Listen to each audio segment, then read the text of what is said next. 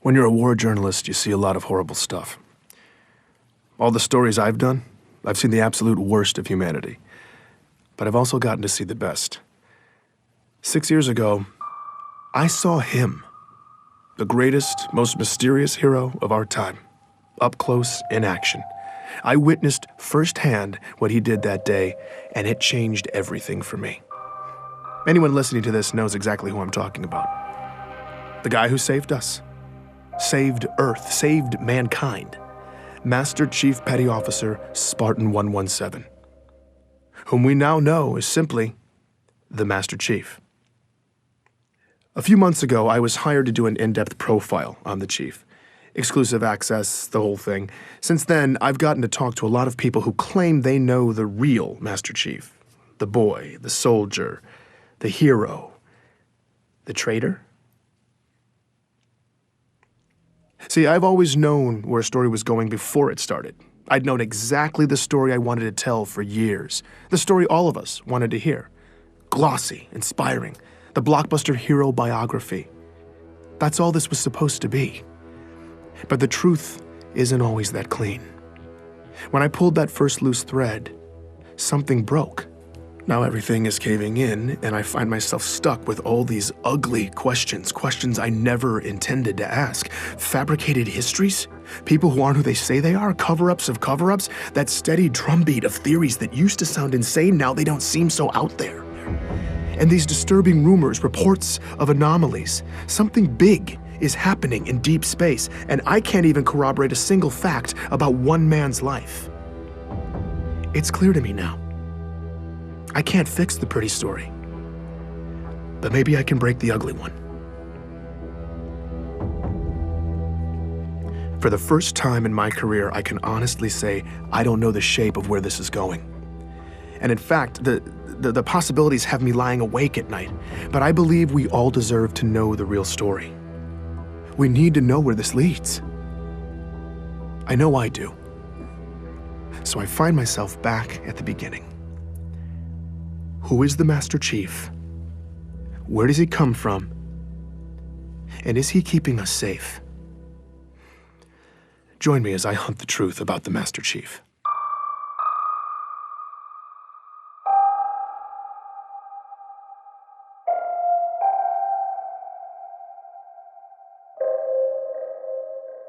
There's a story you tell yourself when the world blows up in your face. There's no way you could have seen it coming. No one could have, so there was no way to stop it. This is what lets you sleep at night. But go back in your mind to before it all happened. Replay it in your head, except this time, maybe you'll see it. Something small, out of place. Maybe it's just a single thread, but it's the truth. Nobody saw it coming when they arrived. An alien race known as the Covenant. Before 2552, there was no way anything like that could ever happen on Earth. On one of those distant planets in the outer colonies? Maybe. But an attack on Earth? Couldn't happen. Until it did. It's called glassing. Covenant warships rain plasma down on a planet until everything and everyone on the surface melts. Usually it's complete world destruction. Earth only got a taste. The prolonged orbital bombardment destroyed East Africa, killing millions before it ended. None of us were safe anymore. But something else happened that day too. Or someone. You've heard the eyewitness accounts. Every skeptic has seen the footage. I was there, and yet still to this day, it's unbelievable.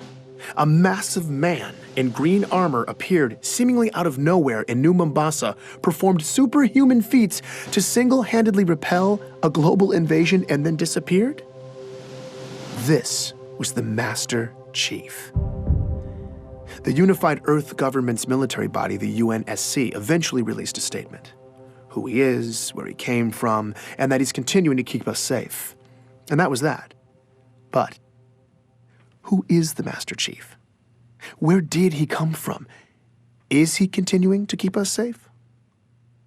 I'm Benjamin Giroux, and this is Hunt the Truth. For all us cosmopolitan Earth types who don't venture into the far reaches of space, there's a planet way out in the outer colonies called Eridanus II. If you're thinking of visiting, don't bother. It was catastrophically glassed in a Covenant attack in 2530. But 19 years before it got wiped out, our hero, Master Chief Petty Officer John 117, then known as John, was born in a metropolis called Elysium City. That's where I started.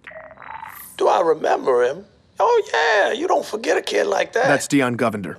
He chatted with me from his home in the outer colonies. Dion's retired now, but years ago he taught John at Elysium City Primary Education Facility number 119. Apparently schools in the outer colonies don't have the catchiest names. John was something else. He was sharp and quick, always evaluating the situation. The other kids just gravitated to him, you know? Dion seemed most excited to talk about John's athletic ability. The kids used to play King of the Hill after school. You know, the old game where you wrestle and push each other to try to be the last man standing.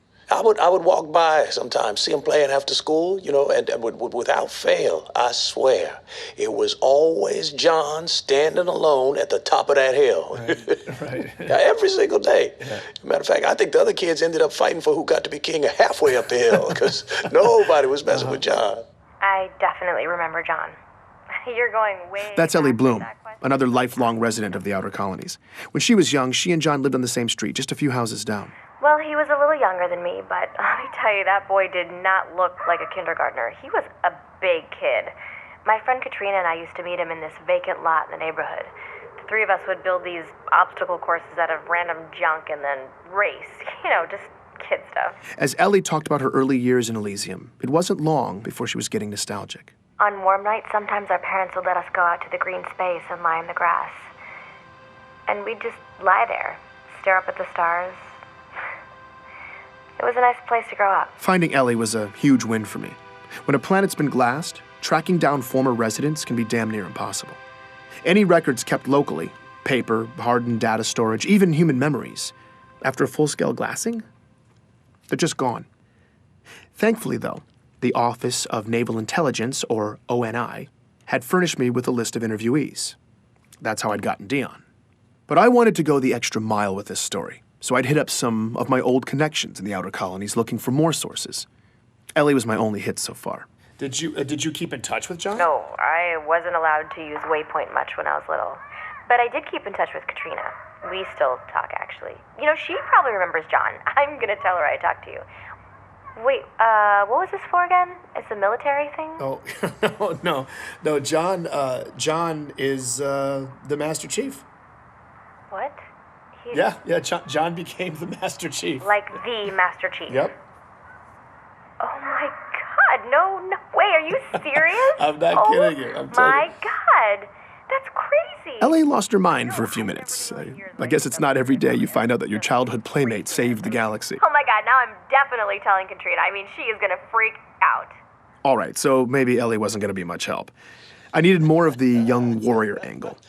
Here's Dion again. The boxing story. No, what's that? Okay, so. Not yet. I taught the primary kids, you know, right? But I also ran this boxing league at the high school. Uh-huh. You know, second week, we're doing drills in the gym.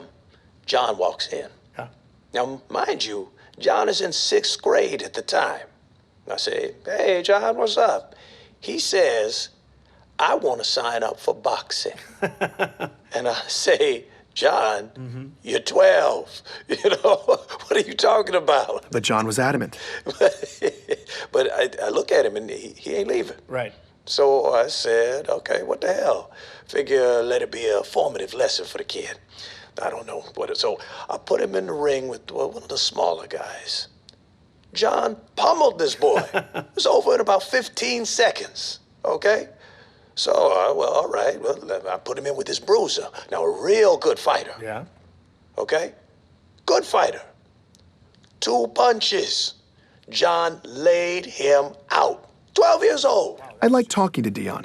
He was warm and funny in that grandfatherly memory lane kind of way. I realized I'd gotten lost in it all when the narrative took a dark turn. But then, one week, John just didn't show up. It was 25-24. John was 13. That's when the nightmare of the insurrection that had been plaguing the outer colonies finally landed on John's community. Under pressure from UNSC troops, the rebels were on their last leg, desperately seizing territory in the region and launching paranoid inquisitions to find spies. Civilian abductions and interrogations became commonplace. They would just, question you. Just these meaningless questions for hours and hours. Thomas Wu was living on a neighboring colony when the rebels showed up and hit hard, sweeping up Thomas and thousands of others in raids. What followed was months of horribly overcrowded detainment, neglect, and often constant questioning. You know, did you know this guy? What are the encryption codes for this system, that system? You know, and you have no idea what they're even asking you. In the final couple months, Thomas says his captors started coming unhinged, and then toward the end, they just disappeared, leaving Thomas and hundreds of others locked up, starving. I don't want to play this part of the interview, but I'll tell you, it got bad. He talks about being packed in like sardines, warm bodies, cold bodies, people dying in the dark, the smell. He doesn't know how long it lasted, maybe weeks, but Thomas and many others survived. They made it out. Well, you know, we helped each other. You know, we looked out for each other. You know, and I mean that was the only way. We made it through to the liberation, and then we left. You know, we never looked back. When I asked him where the survivors relocated to, Thomas began to list off which cities were safe for refugees at the time. Decades later, he can still recite them all from memory. I asked about John's hometown. Perth City. What about Elysium City? No. Insurrectionist cesspool. Yeah, no, they got it bad there. Dion Govender confirms this. In Elysium City, people just disappeared back then. Just happened.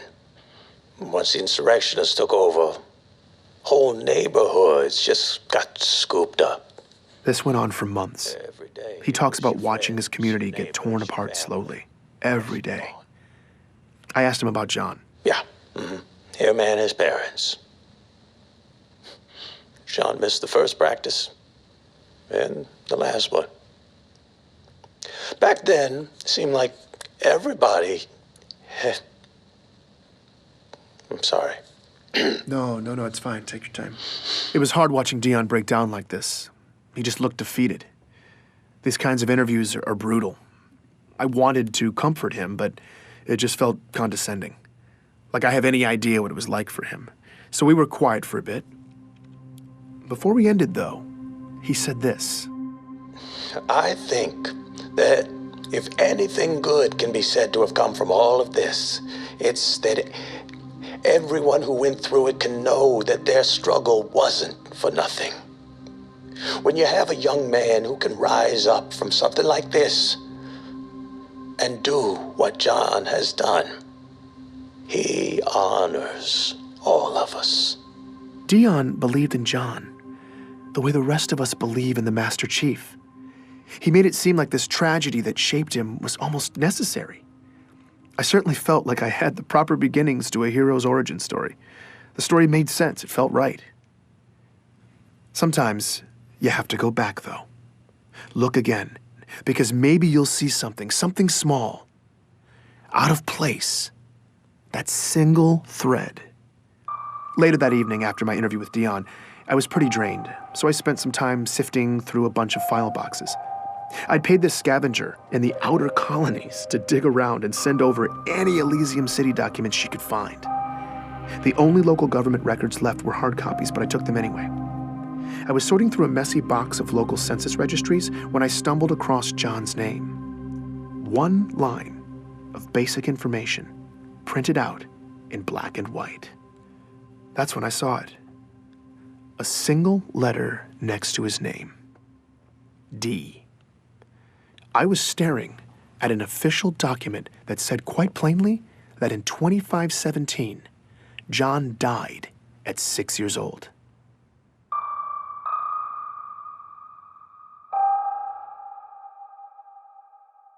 I couldn't believe it.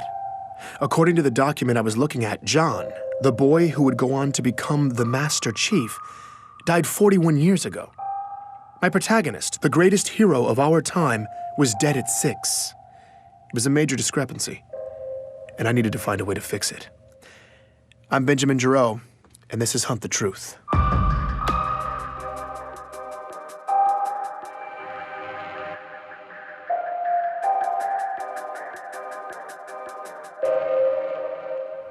Continue to hold. If you ever happen to obtain sufficient clearance to call the Office of Naval Intelligence, you'll be on hold for at least an hour.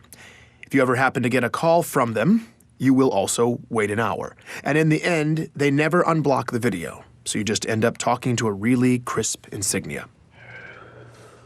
I am waiting to talk with Michael Sullivan, hoping he can help me with my little records problem. Continue to hold. And it's been 85 minutes. Michael Sullivan, also known as Sully, works for the ONI in public relations. If it seems odd to you that the most secretive agency in our government has a PR department, you're not alone. But that's not something I'd mention to them. Besides, Sully had hooked me up with the assignment in the first place. I was grateful for the opportunity. Office of Naval Intelligence. Public Relations. Ben. Hi, Sully. Hey, yeah, thanks for taking my call. Absolutely. How are the sources? Up until this point, I'd had no problems with the story. All my facts had been lining up nicely, but now I had an obscure document from the far reaches of the galaxy that listed John as deceased. This contradicted everything. I needed Sully to make it make sense, and thankfully, he did just that. Welcome to the outer colonies. Nothing makes sense out there. No, I know. It's just, I just want to make sure that I button up all the details. And that's what you're doing. Look, Ben, it's the far reaches of space out there, and the planet you're talking about was glassed to hell.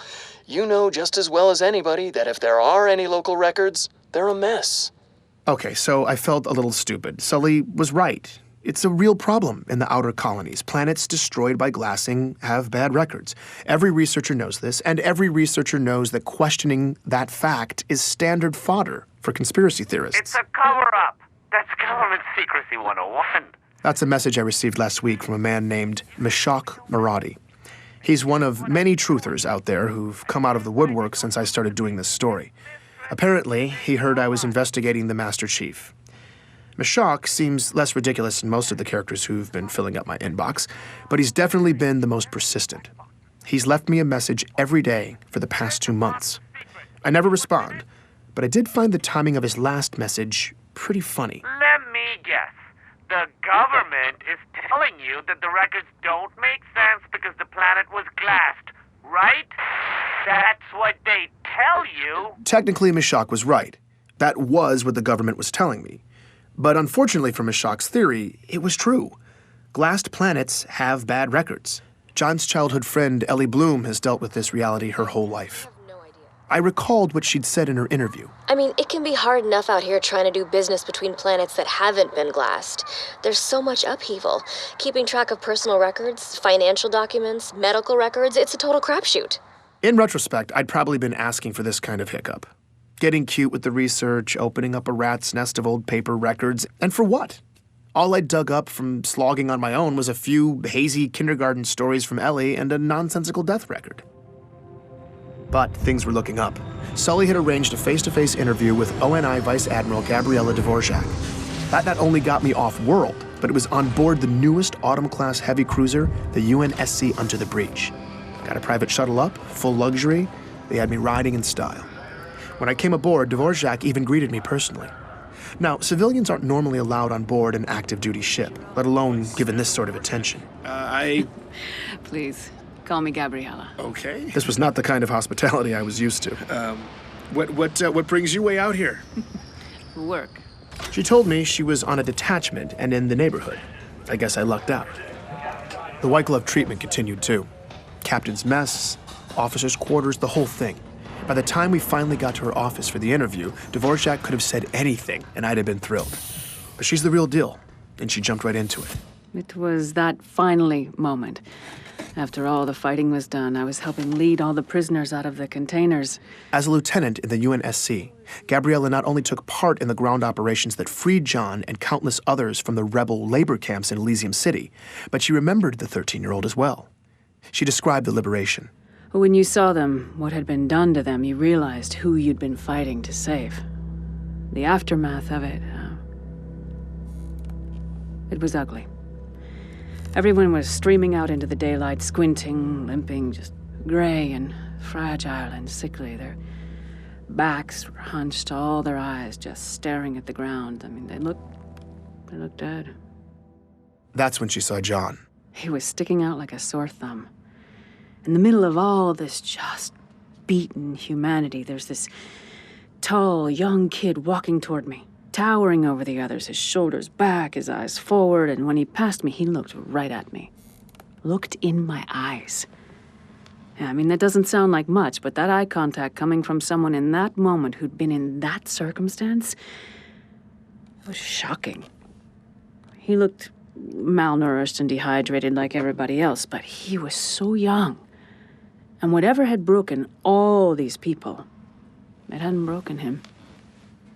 In the aftermath, Dvorak remained stationed in Elysium City, working in the refugee camps. From the first day, John stepped up to help Gabriella with her duties. She came to know him well over the next several months. There was a point when he told me about his parents, that they'd been abducted along with him. He didn't say much, but they didn't make it. Her understanding was that it had gotten ugly in there. They died a couple days apart, a few weeks before the liberation, and John was there when it happened. On the rare occasion when John opened up about this, Dvorak says it was memorable. He would get this look on his face when he talked about it. It's hard to describe. I'd see it on him other times, too. He seemed to feel the weight of all that had happened, but still, he was calm. Not angry, not desperate, just resolute. He was a remarkable young man. Like so many people at the time in Elysium City and throughout this region of the galaxy, John had lost his home, his family, everything. People packed up whatever they had left, got out of town, and most never looked back. But Dion Govender, John's boxing coach, said many of them found a way to get some measure of closure. Yeah, definitely. We all got separated and spread out across the planet and the colonies, but some of us were able to cobble together a list of names. I don't know, kind of a memorial that grew longer as we got more information.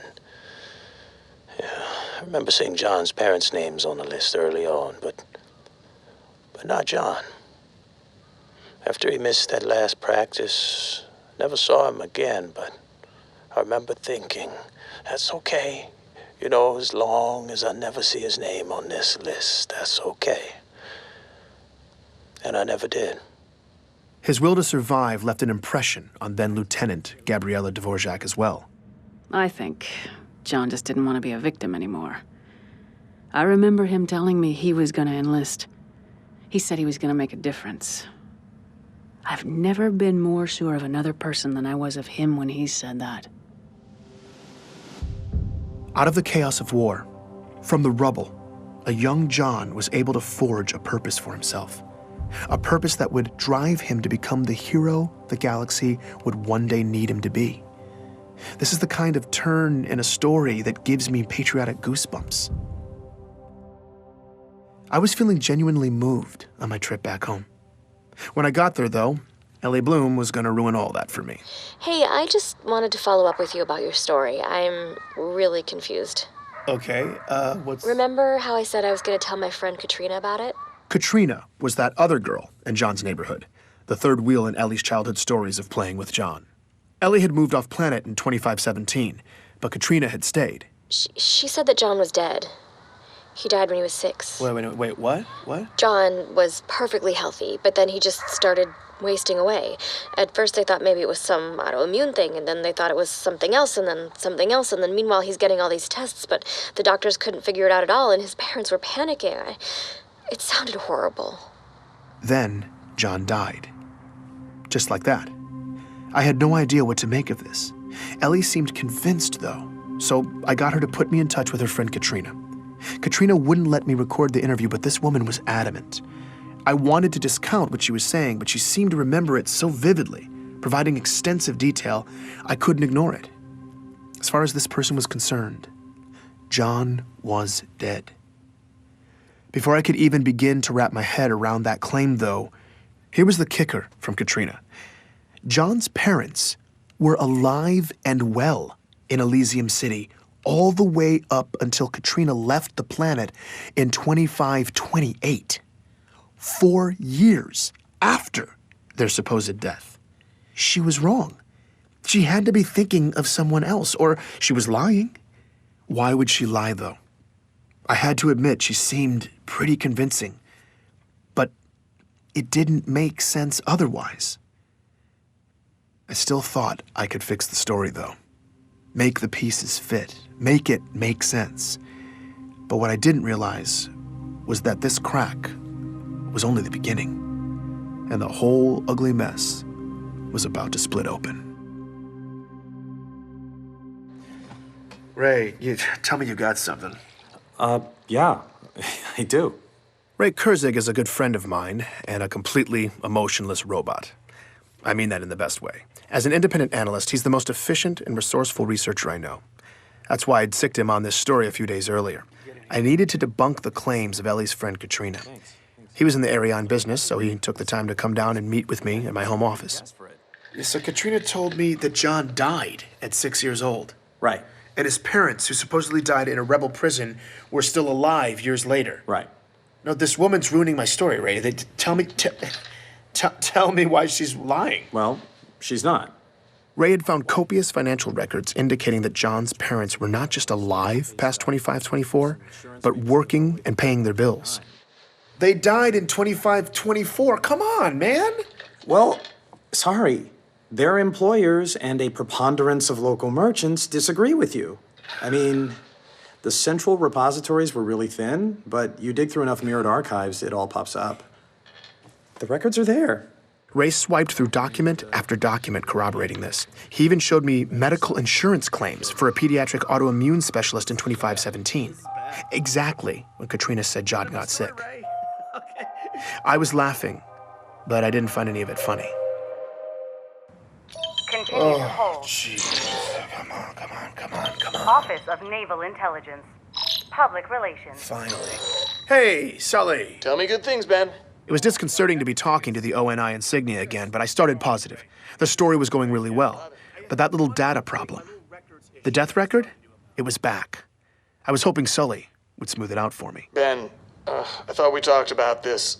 Glassed planets have bad records. No, I know. I just, Glassed it's not planets just the have bad records, Ben. actually. This is colonial journalism listen, Sully, if you 101. could. People are you saying. serious with this? People Glassed are saying. planets Listen, have... do glassed people have bad records? Ben, are you recording right now? Yes. That was my cue to stop recording. The off-the-record conversation was brief. Sully asked me if I wanted to do the next interview. What he meant was, do you want to keep this job? I said yes. Your call is over. Well, as you can see, I've pretty much permanently stationed myself on this beach. That was my next interview. Jacob Walker, Hope it doesn't retired offend you. Navy. He lives in a beach community way out on Castellaneta. The first thing I noticed about Walker when he answered my call was that he wasn't wearing a shirt, which made us both laugh. He explained that after 28 years of service, as far as he was concerned, it was all R&R all the time. I couldn't argue with that philosophy. He slipped on a t-shirt and I asked him about the Master Chief. Oh, hell yeah, John. You bet your ass I remember him. Walker's career began 3 decades ago with Naval Force Reconnaissance School at Black Sea. Little did he know boot camp would turn out to be something he'd never forget. Walker was there alongside the young man who would become the Master Chief. The gravity of that was not lost on him. I mean, they pushed us real hard, but John, well, he'd push us even harder, not even trying.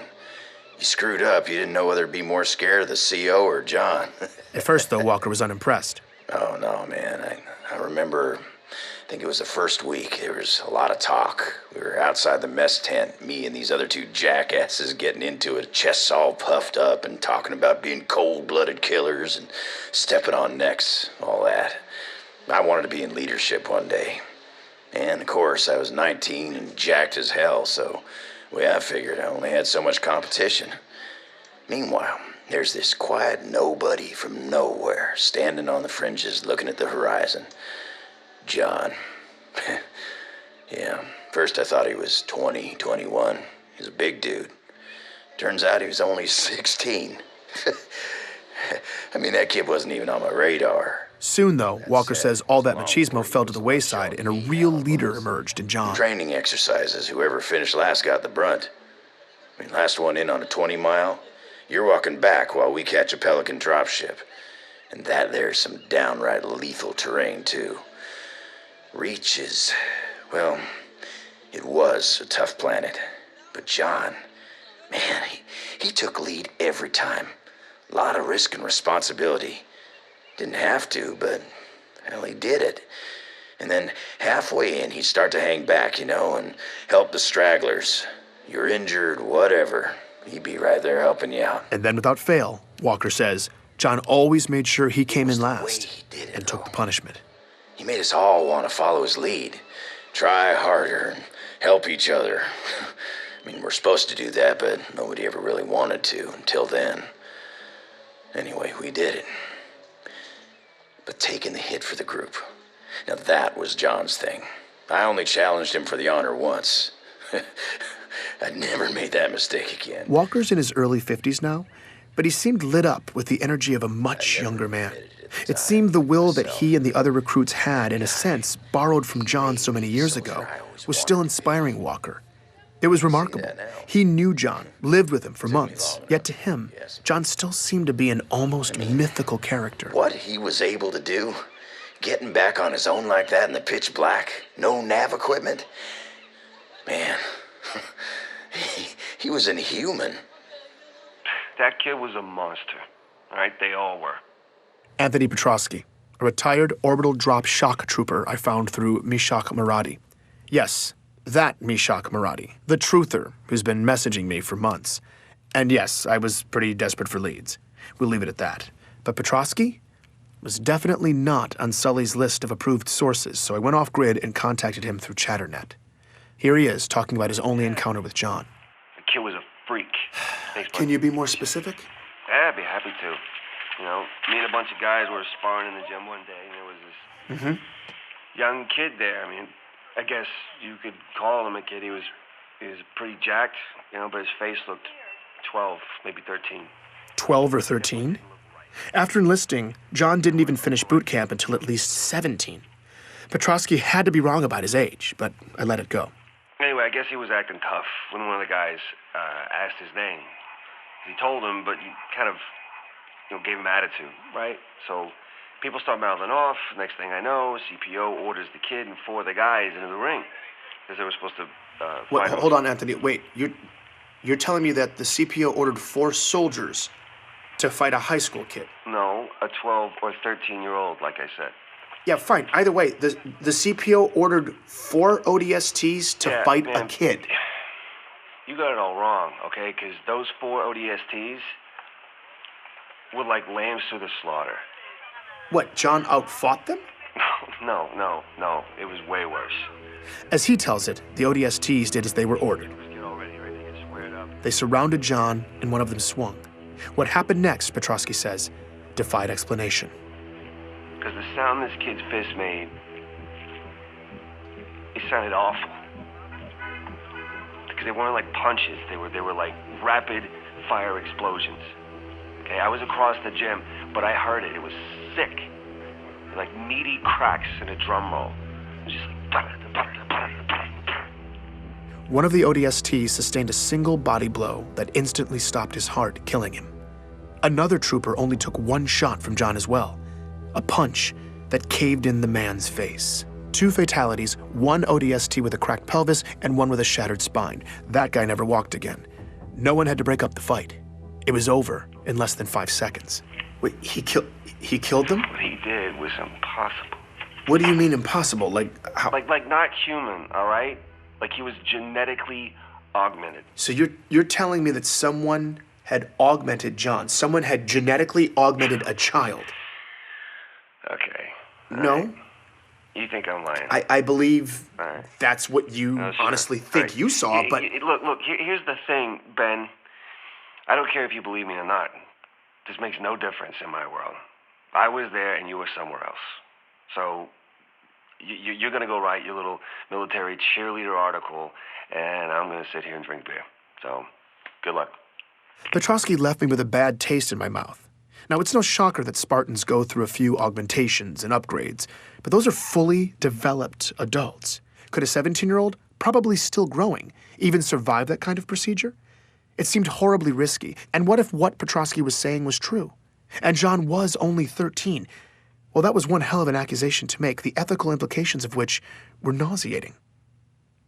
I was still thinking about it the next day when Ellie Bloom's name popped up on my call list. I'd let her listen to a rough version of my first episode, and she had feedback for me. I didn't want to risk anyone listening in, so I let the call go, then hit her back on ChatterNet. Well, 2 things. Okay. 2 major things. Okay, yeah. That boxing coach? Dion Govender, yeah. He's a liar. Okay. How is he lying? There wasn't any boxing at the high school. How do you know for sure? Because there wasn't any boxing on the entire planet. She'd said they'd outlawed it forever ago, after a kid got injured. Afterwards, there was a long-standing controversy over how youth boxing was illegal, but no one seemed to care about all the grav-ball concussions kids were getting. Regardless, by the turn of the century, she tells me nobody really boxed in Eridanus 2 anymore. She even gut-checks me, telling me to go ahead, ask anybody from the colony. They'd tell me the same thing. And there sure as hell wasn't a league for kids to do it at the high school. That's like saying there was a gun range at the toy store. It just didn't happen. And the other thing, those kidnappings by rebels in Elysium also didn't happen. Hold on. I know that's not true. You're wrong. Okay, the insurrection had a well-documented presence in Elysium. Yeah, they did, politically. They worked to influence local policy. It got tense. There was occasional violence, but nobody was abducted. We lucked out. It was peaceful. That's why Elysium was refugee central. So boxing coach, total liar. I needed to verify what she was saying, but I had the gnawing sense she was telling the truth again. What did this mean? If she was right and none of that happened, the whole story was wrong. And terrifyingly, that would mean someone had fabricated all of it.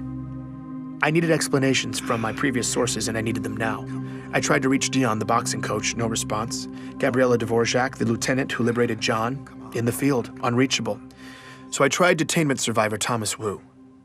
He answered. Hello? Hi, Thomas? Who is this? Yeah, I'm sorry to call so late. Is it late there? I just need to ask you something really quickly. Okay. I had no idea what I was going to ask. Okay, do you know for absolute certain that Elysium suffered the same fate as your town? Yeah, I told you that. I know, but Thomas, I spoke to people who were in Elysium, and they said that wasn't true. Now, look, I know you went through a lot, but I want to know the truth. Okay. Do you know for absolute certain that Elysium City was under the violent control of insurrectionists? Look, what I told you before, that is the best I can remember. No, I'm sorry. I'm sorry, but I don't believe that. You remembered it all perfectly. You rattled off the name of every single safe haven city in that region, and you only hesitated once. I was completely making this part up. I was going for broke. You only hesitated where you would have said Elysium City, right? I mean, look, I don't know for sure. But Elysium wasn't captured by the insurrectionists, was it? Hey, what are you, defending them? I'm definitely not You know, after what they did, you're going to defend them? They left us locked up for weeks. They let all those people just die. And they did that all over the outer colonies. I mean, what does it matter if it was Elysium or somewhere else after everything that they did? Thomas, look, I'm sorry. I'm sorry that I have to bring it up.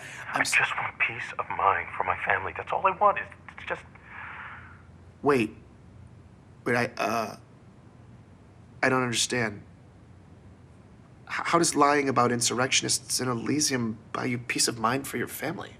At that moment, Thomas suddenly seemed to become entirely lucid, and his tone changed completely.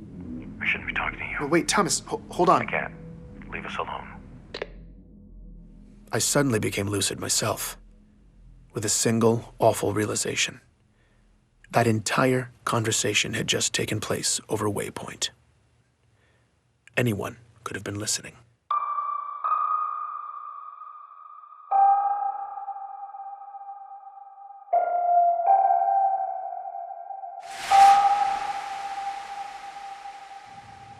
I shouldn't be talking to you. Wait, Thomas, hold on. I can't. Leave us alone. No. No, God, no way that you did not just... If you want privacy online, ChatterNet is a pretty good bet. Damn it. Not foolproof, but relatively difficult for the government to monitor. Waypoint, on the other hand, is wide open. Supposedly, the Office of Naval Intelligence has software on the network capable of listening to every single conversation galaxy-wide. And if you say the wrong thing, the conversation gets flagged. Oh, God, what did I just do? What I had just done was conduct an unsanctioned follow-up interview with a survivor of a war camp, accused him of lying about it, basically got him to admit that lie, and then ended by possibly implicating my employer, the most powerful military agency in history, in either bribery or coercion. I'd done all of that on Waypoint. I thought I was going to throw up. Wait a minute. Maybe it wasn't that bad. I went and listened back. Would they flag that word? What about that one? That phrase sounds bad by itself, but not in context. They factor in tone of voice, right? I was sitting there, emotionally guessing how an insanely sophisticated algorithm is weighted. Basically, I was trying to outsmart a legion of robots. Damn it, Ben. It was too late. Those words were gone. That data had been processed. And I had either been flagged or I hadn't. I had no idea what would happen next. Benjamin! I'd never been so happy to hear from Mashak Maradi. I made him triple check the security of our call. You sure? Relax. We are under the tinfoil hat of secrecy. Seriously, though, we are fully secured. Mashak could probably tell I was desperate, when after months of his unsolicited theories, I actually solicited one. What's going on out there right now? I'm glad you asked. Strong patterns. A lot of chatter in the military bars, soldiers drunk and unhappy. Local graffiti corroborates these complaints. The helmet overfloweth. This is how Mashak talks. For a while, I thought maybe there was an actual group of people somewhere who use these terms. But there's not. It's just Mashak. My prognosis? Ripples in the ranks. Army, orb D-Shock troopers, Marines, across the board. Men at arms, up in arms. When soldiers get frustrated, they get sloppy with their communication. The more frustration, the more unsecured chatter. Right now, there was a lot of both. And there's a sizable leak of booyah-worthy transmissions distilling the slush. Ah, the slush. That immense soup of data siphoned off of unsecure networks, the preferred source for nut jobs everywhere. The data's all legit. There's just such an ungodly huge amount of it that it's practically useless. To Mashak's credit, though, he somehow managed to draw somewhat sound conclusions from it on occasion. It was kind of amazing. I asked why there was so much discontent across the military. MC-11 Scepter. That's Mashak for the chief. He's off being creative. He could be off the grid. Fleetcom's trying to smokescreen like they're on top of his position, but they're not. So the trombones are playing the brown note on that one, and the grunts are a-grumbling. The military is one pissed-off polygon right now. Apparently, some are even questioning Master Chief's motivations and allegiances. The word traitor Come on. has been used. Seriously? If he's disobeying orders, that's bad, but calling the chief a traitor? The guy who legitimately saved humanity multiple times. That's just... Either way, you have Come to on. consider the underlying question. MC is the precedent for free reign in the military. He's held responsible for protecting a galaxy. A job that big requires absolute mobility. But then, that's a whole lot of power to give one man. Hence the dichotomy, Benjamin. Power and responsibility. Mashak was getting philosophical and making a lot of sense. When it comes to threats against us, though, this issue of power and responsibility has always been shrouded in secrecy. As civilians, we don't know what's happening, who's out there, what they're doing. And according to Mashak, that ignorance could be about to blow up in our faces again. There's something else afoot, Benjamin. Out here in deep space. I'd hoped these events would turn out to be random, but now it could be bad. Mashak was a lot of things, but never vague. I asked him what sort of bad he was talking about. Electromagnetic fluctuations, slip spacious disruption, epidemic data corruption, all of it. What's happening? It's quiet, it's slight, but it's affecting everything. Ripples on a gigantic scale. I'm talking whole star systems. It's just, I don't want to say I'm frightened. You know what I mean? But to be honest... I'm sorry, Mashak. Hold on a second. Just hold on. As Mashak's sketch of a horrifying reality started to emerge, the last thing I wanted to do was interrupt him, but I'd just been reminded of a more immediate, horrifying reality. From Sully, an event on my calendar, no message. Oh, no. My stomach dropped. My flight to ONI's Boston headquarters left in 3 hours. They were calling me in. This had never happened to me before. I said goodbye to Mashak. It now seemed painfully clear that my waypoint conversation with Thomas Wu had been flagged. By the time I landed on Earth, I was one giant ulcer. I'd spent every sleepless hour of the flight running over everything in my head. The conflicting stories I'd heard, the gut-twisting possibilities of what would happen in Boston. I looked and felt like death. All I was looking forward to at this point was Petra Janicek. I'd hit her up right before I left, asked if she'd meet me near the ONI campus. Thankfully, she said yes. Petra and I are in the same line of work. We make the government look good. The last time I saw her was 6 years ago in New Mombasa, the day it happened. We were both there. We both saw the chief do what he did. But afterwards, while I retreated to a quiet little hamlet across the galaxy, Petra stuck around and made a name for herself. I was hoping she could throw me a lifeline, so I threw some cold water on my face, pulled myself together, and met up with her at a local pub. You know, for a guy just returning from a 6-year spirit walk in deep space, I'm impressed. You actually showed up on time. Same old Petra. She already knew I'd gotten the Master Chief assignment, and she was not happy. Apparently, she was still waiting for her face-to-face exclusive with the Chief. I refrained from laughing out loud at that little fantasy, but she continued with the ball-busting anyway. So why are you here? No, wait, let me guess. Let me guess the title of your story. Heroism Untold. It's something like that. Yeah, I'm sure it's hard-hitting. What's a Sully-commissioned expose look like nowadays, anyway? And only one sheet of pre-approved sources? Yeah. You know, whatever. Okay, you can do a fluff piece over Waypoint from your Rebel Rock. So, again, why are you here? If you haven't noticed yet, Petra cuts to the chase. Sully called me in. Sully? He what? He called you here? Yeah, that's what I wanted to talk to you about. I told her about confronting Thomas Wu, how I'd contradicted a statement of his that was probably supposed to be Sully's main deliverable for the interview. Not only did Petra not see the problem with that, though, she seemed to think it was cute. Whoa, old Ben G. Rogue. You're coming off the bench feisty. No, The guy's not gonna rat on you. It'll just make him look as bad. I did the whole interview on Waypoint. That got her attention. I think it got flagged. You think it... I got the summons from Sully a few hours later. Petra's face and voice hadn't changed, but her eyes were suddenly on fire. Ben...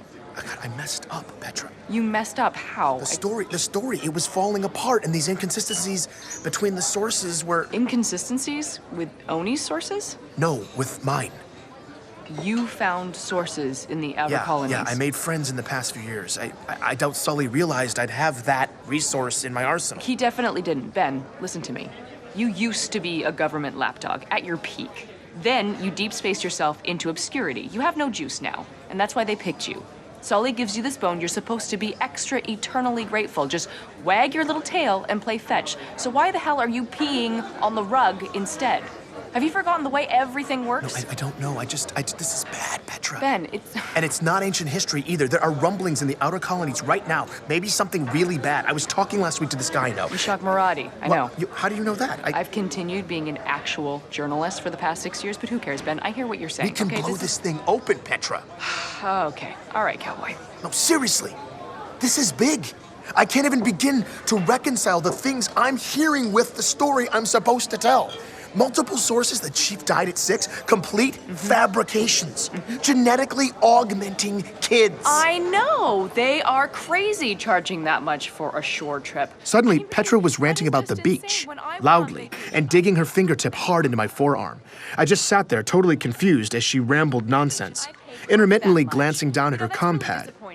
What was happening? In there and negotiate a better rate. Because seriously, then I understood, about all the money you could have saved, it really ain't. And I froze. I don't even understand why they would charge you that much. They were listening. My entire family. I'd figured there were cameras on us.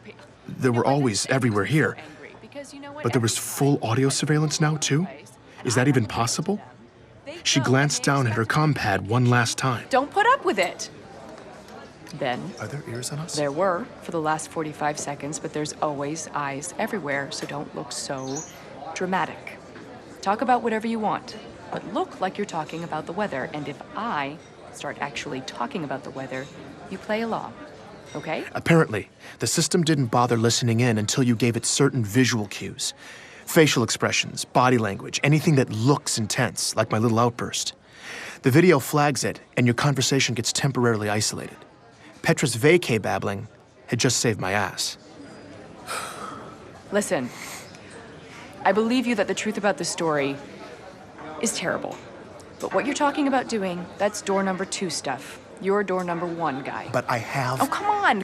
What are you gonna do? Ben, get the real scoop? You're too sloppy. You can't do this. You're out of touch. You haven't been... Maybe not by myself, but with your help, with other people's help. Honestly, I love the idea of cutting the strings and tearing it all down, but I'm sorry. It's not gonna be today. And to be brutal, it's never gonna be you. That was brutal. It stung. I got pissed.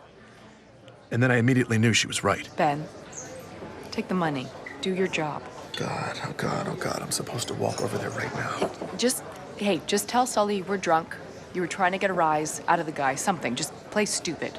Besides, you don't know you got flagged. This meeting could just be a coincidence. They called me in. This is so weird. You'll be fine. The worst thing they'll... Well, I've never called... Hey, Ben, the worst thing they'll do is kill the story and cut you from rotation. That's probably it. I mean, I can't imagine they would... No, you'll be fine. Just be a good dog. Knock 'em dead. I'll get the bill. Thanks, Petra. But Ben, if I were you, I'd upload whatever you got on the story before you go in. Just send backups to someone you trust, just in case. That was the closest thing to concern I'd ever heard from Petra. I immediately took her advice and was queuing up all my files to transfer to Ray as I crossed Torrenia Avenue toward ONI. The campus was integrated right into the city. A courtyard of dark buildings, mature oak trees, grass, walkways. It just looked like a campus. The only thing different about it was the sidewalk. Twice as wide as it was across the street. And the inner half of the pavement was black stone, a thick, dark border, several feet wide that surrounded the whole complex. I walked right up to the obsidian half of the sidewalk and stopped. Something was off about the courtyard in front of me, like something was missing. I looked both directions down the sidewalk. There were no fences or guards. Plenty of pedestrians, seemingly none of them paying any attention to the complex as they passed. Except for one tiny thing. None of them, not a single one of the dozens of white-collar workers and shoppers and parents and kids walking up and down that sidewalk laid a foot anywhere near the black half of the pavement. On a 20-foot wide walkway, they were all moving single file right up against the curb. I turned and looked back at the campus, listening. No birds. That's what was missing. There were no birds in the trees. In fact, there was no sound in the air at all. Nothing moved. I stood at the edge of the obsidian. I had no choice. I swiped the transfer folder over to Ray's hard drive, took a deep breath, and crossed the black line. Hi, I'm here to see Michael Sullivan. Do you have an appointment? Yes, I'm Ben Giroux. I have a 1 o'clock. Checking in with a receptionist at the Office of Naval Intelligence is a bizarre formality. Announcing myself, her asking me who I was there to see, it was all just an antiquated conversation, part of their efforts to put a more human face on the operation. In reality, surveillance knew where I'd been every minute since I'd stepped onto transit back at home. Throughout the morning, as I'd made my way from the Boston terminal, this receptionist had likely been prompted with dynamic updates of my exact arrival time, deviations from my optimal course, bathroom breaks, my average walking speed, however they did it. They'd been expecting me. I'll let him know you're here, Ben. Okay, thank you. The whole ONI facility was sleek and stark. Everywhere you look, it's sharp lines, the highest quality materials. Most striking, though, was the overwhelming amount of space and silence. This waiting area was particularly sparse. 2 minimalist carbon fiber chairs set 20 feet from each other. I also noticed the seats seemed oddly low to the ground. I picked one and sat down. This chair was really low to the ground. It was awkward. I was probably looking at 60 to 90 minutes of customary wait time here, and squatting like this was not going to help my anxiety level. But I was just pulling up some busy work when the door behind reception suddenly slid open. Ben, Mr. Sullivan will see you now. Now? Yes. I awkwardly struggled up from the chair and crossed the room. My heart was racing. Thank you. She didn't respond. I stepped into a narrow, empty hallway full of closed doors. I was about to turn around and ask where I was supposed to go, but the door immediately closed behind me. The lighting in the hallway shifted. indicating a closed door at the far end. I walked down the hallway past what I assumed were offices. Everything was soundproof, though, so I had no idea if there were actually people working in there. When I got to the end of the hall, Sullivan's door opened at the last possible second. When I walked in, Sullivan didn't look up. He was sitting behind his desk, intently working on his compad. Hey. Ben, I'm glad you made it. I stood there awkwardly for a bit. I realized that this must be the room he'd always talked to me from. It was furnished as minimally as the rest of the building. There were a few shreds of actual personality on display behind him, though. A couple of knickknacks and this antique, simulated analog clock. Sullivan still hadn't looked up. Should I? Make yourself comfortable. Okay, yeah. He continued swiping on his compad. I sat down in the chair, just like the other one. My knees were at my ears. I felt oddly far from his desk, too. I tried some small talk. If I didn't take you for an antiques guy, Sullivan, where'd you get the clock? Oh, I've always had it. Nice. So, how's the story, Ben? It's good. You getting what you need? Absolutely. Want to make sure you're getting all your questions answered. Great. No, yeah, I am. I mean, Perfect.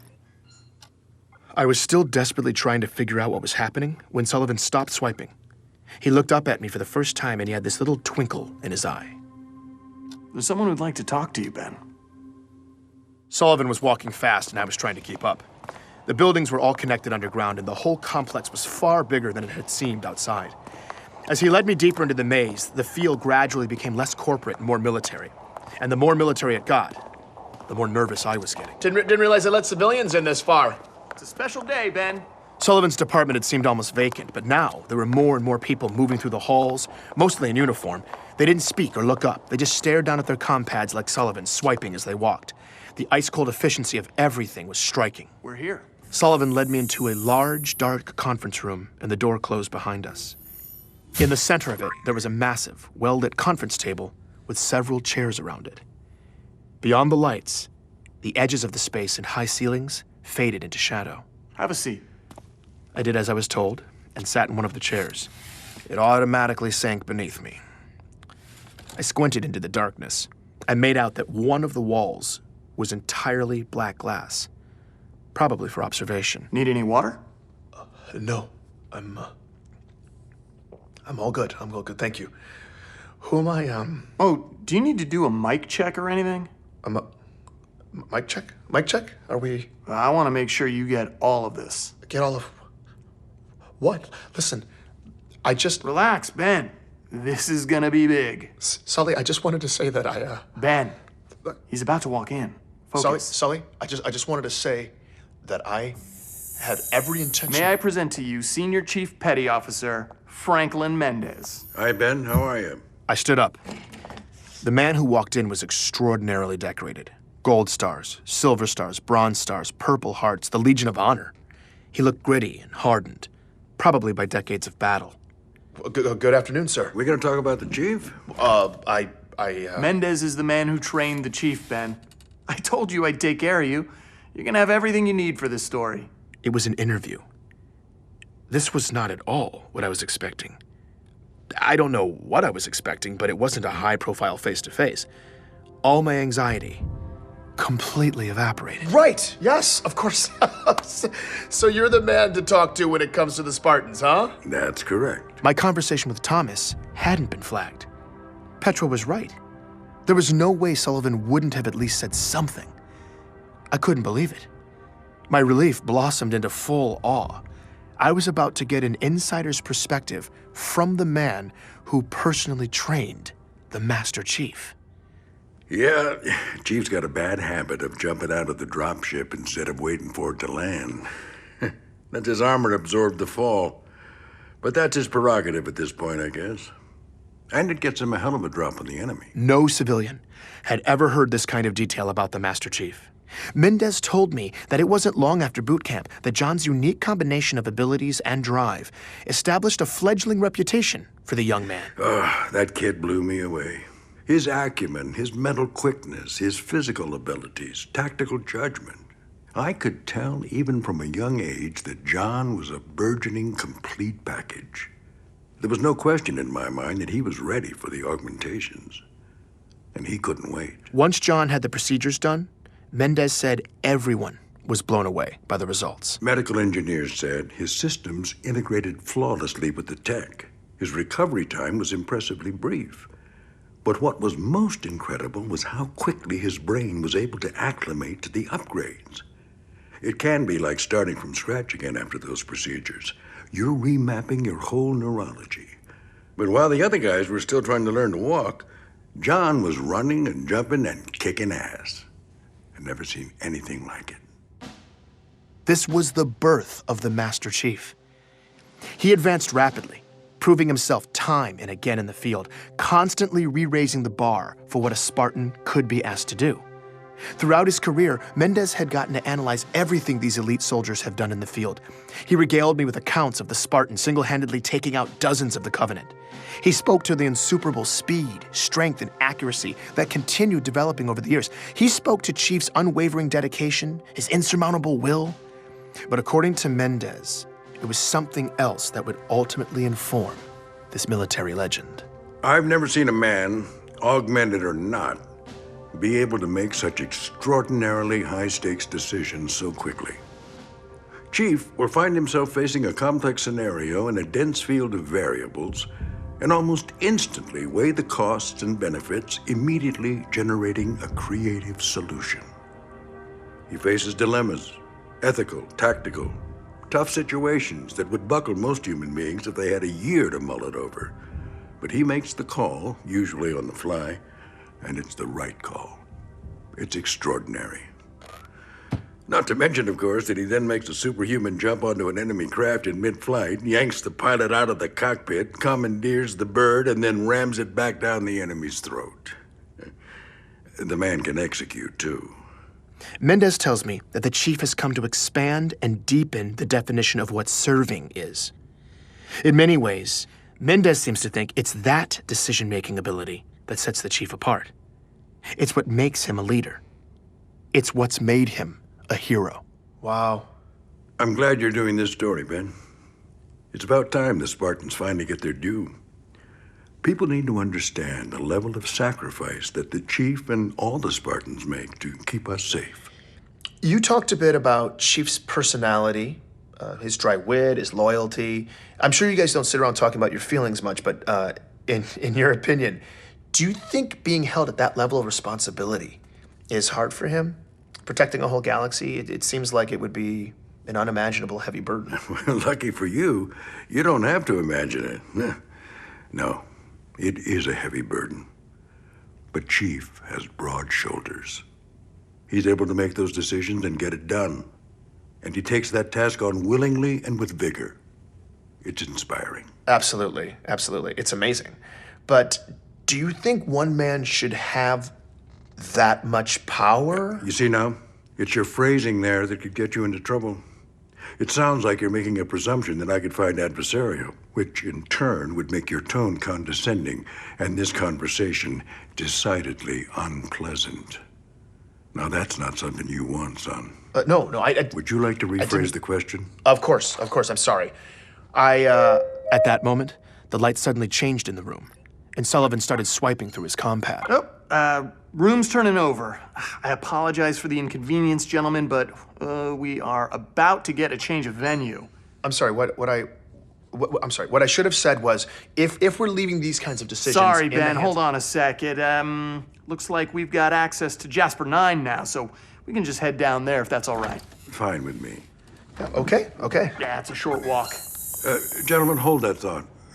Looks like I've got somewhere else I need to be. No problem. I can wait. Shouldn't be long. Sullivan can reschedule us for around 1600. Perfect. I appreciate it. You should appreciate what my Spartans did instead. The only reason you're breathing the air you need to even ask these questions is because they sacrificed more than you'll ever know. Mendez split off down the hallway as a line of large men in suits silently filed past and disappeared into the conference room behind us. Sullivan was on the move again, buried in his compad. I followed after him. Sullivan! Yep. Yeah, where should I report? It's at 1600? It's not up yet? Let's see. Oh, no. Wait a minute. What? Looks like we're getting a request for raw now. Yep. For me? Yeah, you're shipping raw files off for edit by 0900 Thursday. No, hold on. I can't All I right. can't ship off the raw files. It's all back at home. You just received boarding docs for the 5:30. That leaves you 24 hours to upload when you get back. Wait, I've only done mock-ups for the first few episodes. That's editorial, Ben. Let them worry about it. But what about Mendez then? That was awesome. But I didn't finish You with- got amazing stuff from him, man. Killer interview. Love it. If the other stuff is even half that good, the story's going full distribution, widescreen. Okay, I know. I'm still in the middle of it though, so I can just wait for him. Sullivan, I can wait here and finish the interview with Mendez. I've got time. Sullivan stopped walking when I said that. He turned around and walked right up to me. For the first time all day, possibly for the first time ever, I felt like he was giving me his complete, undivided attention. Ben, you don't have time. You have a deadline and a boarding pass for the 5:30. Okay? In that moment, it dawned on me that perhaps my waypoint conversation with Thomas Wu had been flagged. Sullivan turned back into Sullivan and kept moving. Seriously though, man, amazing stuff. And remember, once this story hits, they're all gonna be eating out of your hand. Travel safe. You earned this, buddy. For those of you who don't speak ONI, that was me getting fired. Your pass will expire in 9 minutes. And according to the AI, I was no longer a welcome guest. I was about to take the long trip home. Taking a second interstellar trip after less than 24 hours sucks enough when you haven't just lost your job. Once I was buckled in, all I wanted to do was get some sleep. But as we started to lift off the platform, something was bothering me. Actually, it was someone. So there's a guy complaining to the attendant in the next cabin. It sounds like he's on his first trip out of the solar system. These long flights to the edges of the inner colonies from Earth always had at least one that guy. Some entitled Earth VIP who feels the need to yell about the outrageous inconveniences of slip space travel. So I definitely recognize his voice. It took me a minute, but that's gotta be him? I think it's Jacob Walker. Jacob Walker. The military retiree I'd spoken to a few weeks back, the happy beach bum who'd been in boot camp with John. That didn't make sense, though. He was on permanent vacation near Saturn. Walker was the last man I'd expect to see on a flight leaving Earth. So I'm about to take off here, but I gotta know for sure. I unfastened the belts, made my way down the aisle, and when I peeked around the partition, I saw him, sitting there arguing with the attendant. But this man was wearing a suit and tie, and his hair was combed neatly on his head. He looked nothing like the unkempt Walker I saw during our interview. I went for it anyway. I'm not trying to be difficult here, but you Jacob? can't have air quality this bad and expect that. There's nothing that I can do about the air quality. Jacob Walker? All the color drained out of the man's face. Sir, you need to sit down. Jacob Walker? If you're thinking I was mistaken and I just freaked out some random business traveler, listen to his reaction when I tell him who I am. Ben Giroux. We talked a few weeks ago? Oh, yeah, of course. Old boot camp stories. Yeah, I remember you. That was the Walker I remembered. Are you here on business or something? Walker bumbled awkwardly in the conversation. Personal thing. It looked like he desperately wanted to get away, but he was stuck there. No, what are you doing here on Earth? Oh, I'm just, taking a little trip. Sir, we are airborne. Please take your seat. I thought you were retired. Yeah, I am. That's right, but... Oh, hey, Ben, I mean, like, I thought you were permanently stationed on a beach. Yeah, Sir, last warning. You need to sit down immediately. Okay, hold on a second, all right? No, you're done. No, just take it. Don't touch. What are you doing? Oh. That's when the flight crew sedated me. I blacked out, and my conversation with Walker was over. I woke up in the terminal, back at home, with a pounding headache. By the time I got back to my place, I had a nasty surprise in my inbox, too. It was an order from the Inner Territories Transportation Administration. Notice of violation. Benjamin Giroux. This is to inform you that attached is an ITTA order assessing civil penalties for the in-flight incident? What? Oh, God, they're fining me 50,000 credits? At least ONI was paying me well for the story. I checked the time. I still had 23 hours to deliver the raw files to Sullivan. That left me ample opportunity to tuck tail and follow orders. I may have been fired, but I wanted the next job, so I needed to just put all of this ugliness behind me. This story was going to be someone else's problem now. I was queuing everything up to send off to Sullivan when I noticed my comm pad was still recording. It had been recording the whole time. The file was massive. I scanned back to the beginning. Most of it was me sleeping, but then I heard something I hadn't remembered happening. It was right after the flight crew had put me down. Sir, last warning. You need to sit down immediately. Okay, hold on a second, all right? No, you're done. No, just don't touch. What are you doing? Oh. They hit me with the sedative, but then this happened. We'll take it from here. Wait, what? Just let them do their job, Caroline. Mr. Giroux, you are legally obliged by ITTA regulations to comply with crew member instructions at all times. What did you do? Wait a minute. What did you just do to him?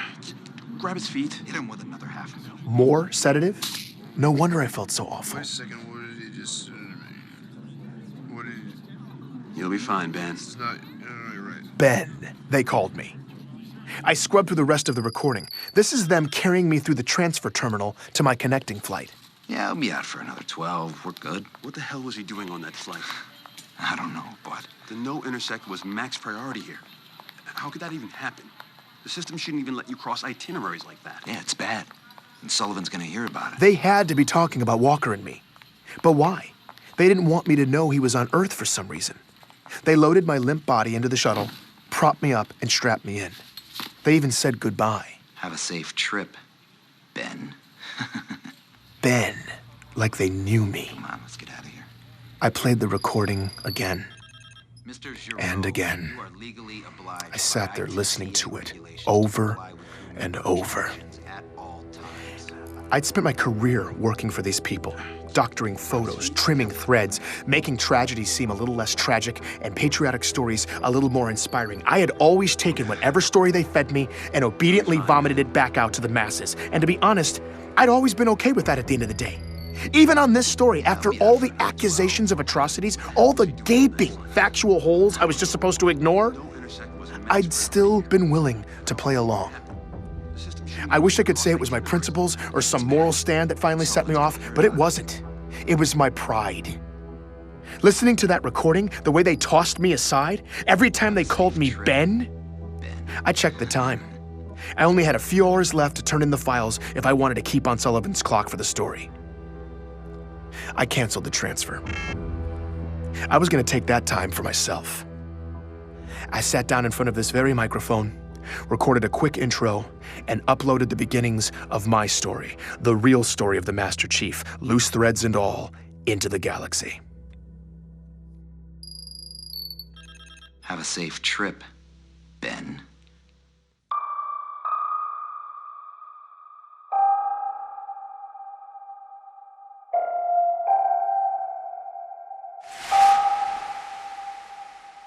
It doesn't matter who's lying or who you think is lying. The Master Chief saved the world, and you managed to what? Stir up a couple nuts and get some idiots to call you up? Get real, Giroux. Where do you get off? You are a crusader, my friend. We saw it only in the government. We're not talking about zombie children. Master Chief single-handedly saved Earth on multiple occasions. Either the craziest man I've ever heard of in my life, or They've been inundating my inbox with messages like these around the clock for the past 4 days. Voices from all corners of inhabited space, a staggering sample size of factual testimonials, and a deluge of theories in every shape and color imaginable. Please, just stay safe. Earlier this week, I released the beginning of my story, the hunt for truth about the Master Chief, posing a large, messy question to anyone who might listen. And now, even though I wasn't sure how to process all of it, answers were flooding in.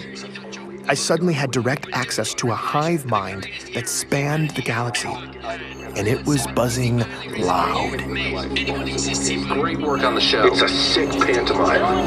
This has to stop. Before that, though, it had been quiet.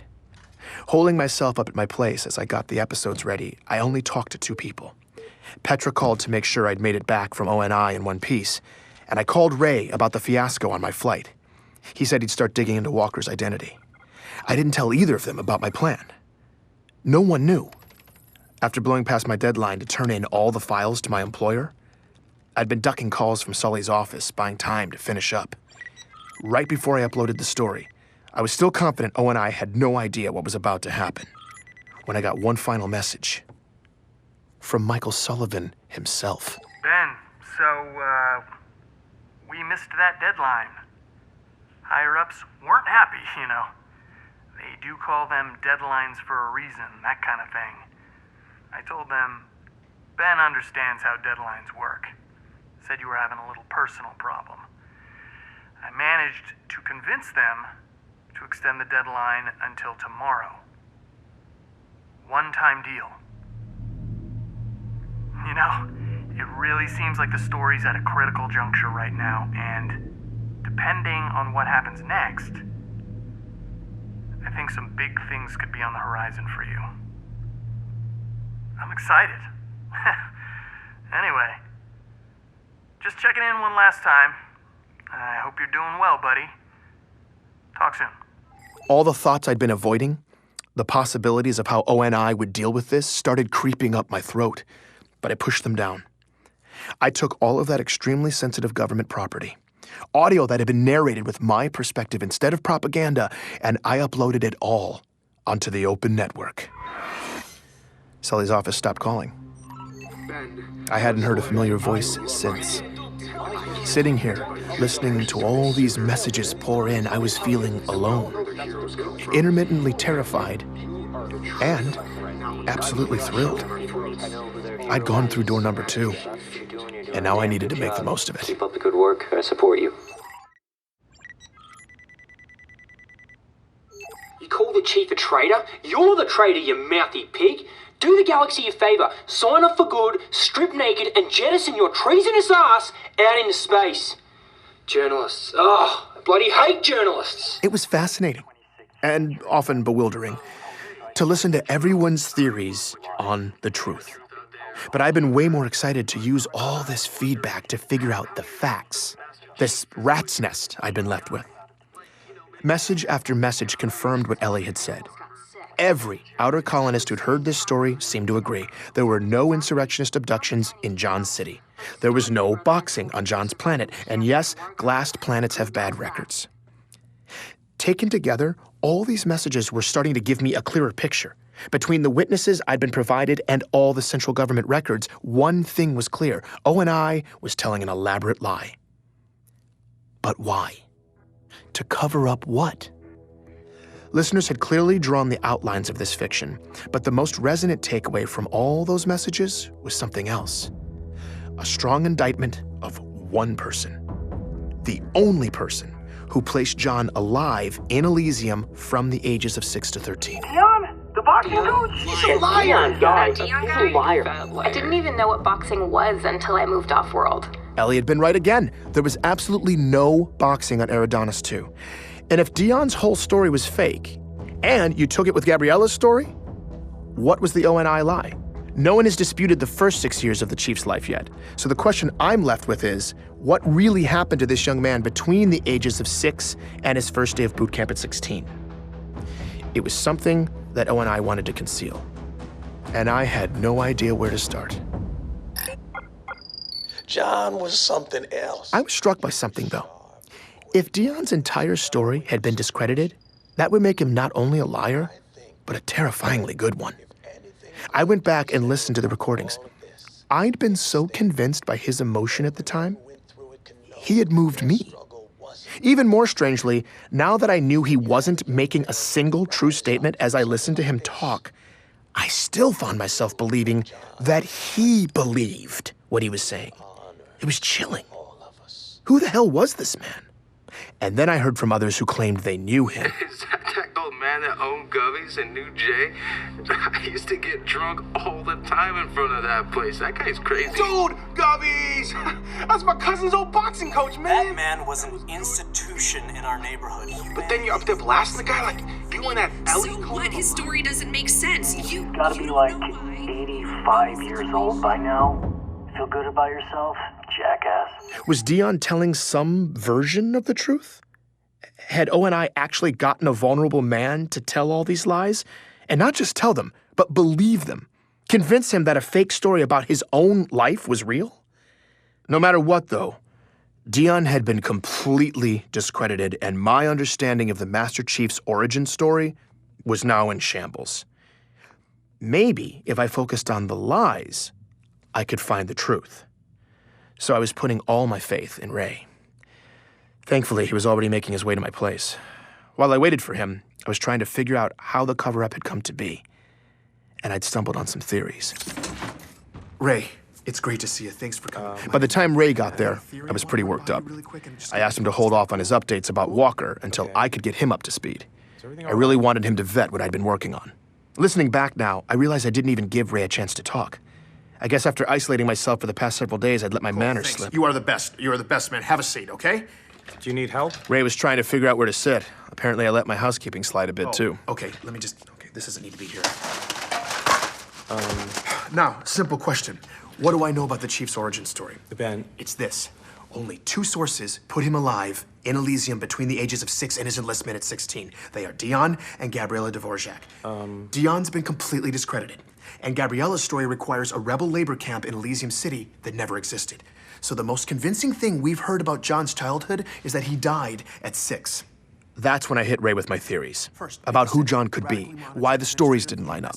I'd even reverse-engineered my own version of an ONI cover-up, and I hit every last detail. And you control the journalist. So even if there was a loose thread, no one you'd ever hire would have the slightest idea how to find it in the outer colonies. In retrospect, they weren't good theories. They had a lot of valid pieces, sure, but they were mostly unprovable. And by sharing them with Ray, I was only adding more confusion to the mix. Ray was extraordinarily patient with me, sitting there, listening. It all brought me to one crucial, completely unreasonable research request, at which point Ray looked like he'd been hit by a tornado. Would it be possible to access the Master Chief's genetic profile and John's parents' genetic profiles for medical records and compare the two, without drawing suspicion? What? Ben, I'm sorry, man, but I really can't help you anymore. What? Why? I just came over to give you this information. Walker totally checks out. Full military records. His enlistment puts him on reach for boot camp at the same time as John. It all checks out. Gabriella, too. But no, see, but they're lying. I mean, everything with Walker on the flight? He's not who he says he is. You heard it, Ray. And Gabriella's been completely invalidated by tons of independent actual people who actually live on Elysium. I mean... Even if that's true, someone has covered up those tracks. I was unable to discredit their identities. Okay, fine. But what about Dion? All the messages, people who knew him? Ray, the real guy. ONI must have completely preyed on some poor senior citizen, and I mean... No, Ben. Wait, what is that? There was a noise coming from just outside my door. Ray turned pale. My heart started pounding. I think somebody's out there. Ray was completely frozen. I had no idea what to do. I was debating between turning off the lights and hiding or jumping from the bedroom window, and we ran out of time. Oh, You whoa, wait. line, Ben. No, wait, Petra. You didn't think I'd find out, huh? Petra. You recorded me? What? When I was helping you? God, you squirmy bastard! Oh, no, Petra, no, I'm sorry. I didn't even think about it. You didn't even think about it? No, I didn't. I just, So you pointed your... Sit down, Ray. Okay. So basically, you pointed your compad at my face, and you weren't really thinking about it?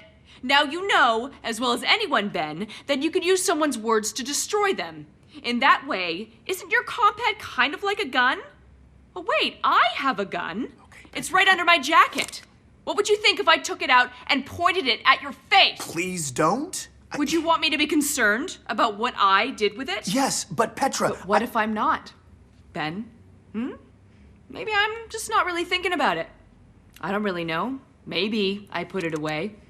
Or maybe I'll upload an incriminating recording to the galaxy! I'm sorry, okay? I'm sorry. And let me guess, you're recording right now too, aren't you? Yes, but... You little Whoa. Seriously, Ben? Yes, what do you want me to do? Not record us? Erase what you have? Okay, but I need it for the story. I should actually kill him. Oh, come on, Petra, don't be dramatic. Here's the deal, Ben. I'm gonna leave your house now, and I'm gonna go home. My gun will stay holstered, but I always have it. If I ever see your face again, I will immediately shoot part of it off. Got it? Petra, I'm sorry, okay? I never should have done that. It was stupid. And you're right, I didn't have the right to record you without asking.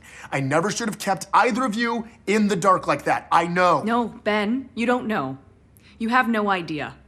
You don't see how much of a massive liability you are to every other human being around you.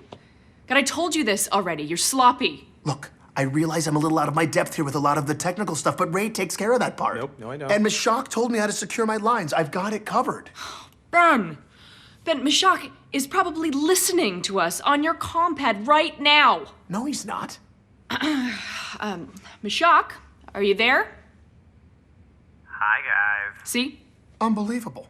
Mashak, how long have you been listening? Oh, I just hacked in a few weeks ago, so I could probably secure the line for you. You do it so wrong, and I just kind of left it open. Well, that's comforting. Well, at least we're all here now. We're all here? What do you think this is, Ben? Is it summer camp or something? No, but we're... Ben, this is real life. And you're poking the hive. I'm leaving. Yeah, me too. No, wait a minute. You guys, wait. What else have you been doing that I don't know about, Mashak? Oh, just little stuff mostly. Rerouted some rogue monitoring bots, scrambled some drone surveillance, just little stuff. Oh, I also crossed some flight itineraries so you'd run into that Walker guy, You did that? Wait, hold on. You hacked into Oni and overrode one of their travel protocols? Yep. Oh, Mashak, you're a beast! Seriously? But you're a nudge guy. That's active intervention. Why'd you do it? Well, I was contacted last week by someone about this whole thing, but before I told you about it, I wanted to set up you and Walker so you could see Oni panic, so you'd have a choice. A choice? Well, I have some professional standards, man. I can't just refer anybody. I have a reputation to maintain. Who contacted you? This Contra I've been hearing about for a while, but never spoken to. Pharaoh? Pharaoh? Who's Pharaoh? Okay, well, that's definitely my cue to get as far away from you guys as possible. Good luck with your whatever this is. Right. Petra, come on. Who's Pharaoh? No, you don't understand. This was already a mess, and now you have no idea. Okay, right now, at this moment, everyone in this room has a chance to walk away and cut ties. Even you, Ben. Just stop. But what if Pharaoh can help expose what they did to Dion? We don't know yet, okay? It's just... Ben, I'm leaving. I can't be here. But look, I never finished telling you. I looked into Dion, too. And? Who's Dion? The first guy I interviewed. Sully sent me to him, and everything he said was wrong. But, like I said, Ray, I found out from multiple sources that he was a real guy. So it's... Yeah, he was. What? Ben, Dion died 7 years ago. What do you mean? I don't know who you were talking to in that interview, but the boxing coach he was pretending to be is dead. That was a smoking gun. Dion had been a person to me, right in front of me, a real person. This wasn't possible. I was stunned. I hardly noticed when Ray bowed out and left. Do what you want with the recording, man. Thanks, Ray. They constructed him. Who was I talking to? I don't know. Well, what should I do? Find the proof. No, Ben. No, it's fine.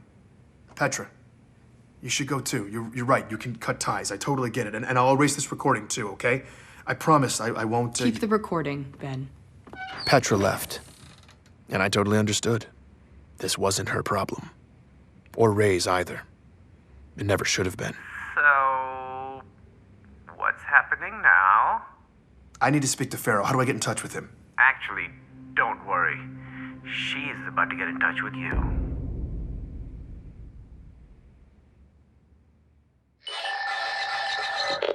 Hello? Come on, Mashak. If you think this is Mashak, think again. This was Mashak. 71 What makes him think that these are funny? What makes him think that these are funny? Wait, this is what you choose to leave on your phone for that? I mean, it's not even funny. It's not funny. Good luck! Mashak, it's neither of them are funny. They're not even... It had been 3 days since the Dion bomb. That friendly old boxing coach I'd interviewed, the guy whose facts weren't lining up, turns out he'd been dead for 7 years. Who had I spoken to? I had no idea. Whatever we'd thought this cover-up was, it now seemed like something far more sinister. Ray and Petra did the smart thing. They cut ties and left. Mashak was the only one who hadn't bailed. Oh God, you know what? It's not funny, Mashak. Instead, he'd give me a potential breakthrough. Apparently, I was about to be contacted by Pharaoh. a mysterious insurgent with intimate knowledge of ONI's tactics and buried history. That was the good news. The bad news? I'd heard nothing since. Pharaoh was a no-show.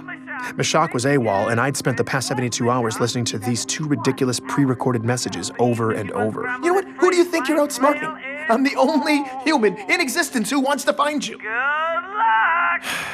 My team had been reduced to this man. In a weird way, I'd been comforted by the idea of Meshach's constant surveillance. I liked knowing that at least somebody was out there, even if just to corroborate my existence. Meshach, are you there right now? Are you listening? And now, he was gone. I was beginning to worry something had happened to him. Meshach, are you listening? Just tell me if you are. Wait, is that you? Meshach? I'm so glad you got through. Oh, man. Where have you been? So I could rub it in your face that you're now 3 full days come on! behind me. Oh, my God. Good luck. Oh my God, if I ever get a hold of him, I'm gonna kill him.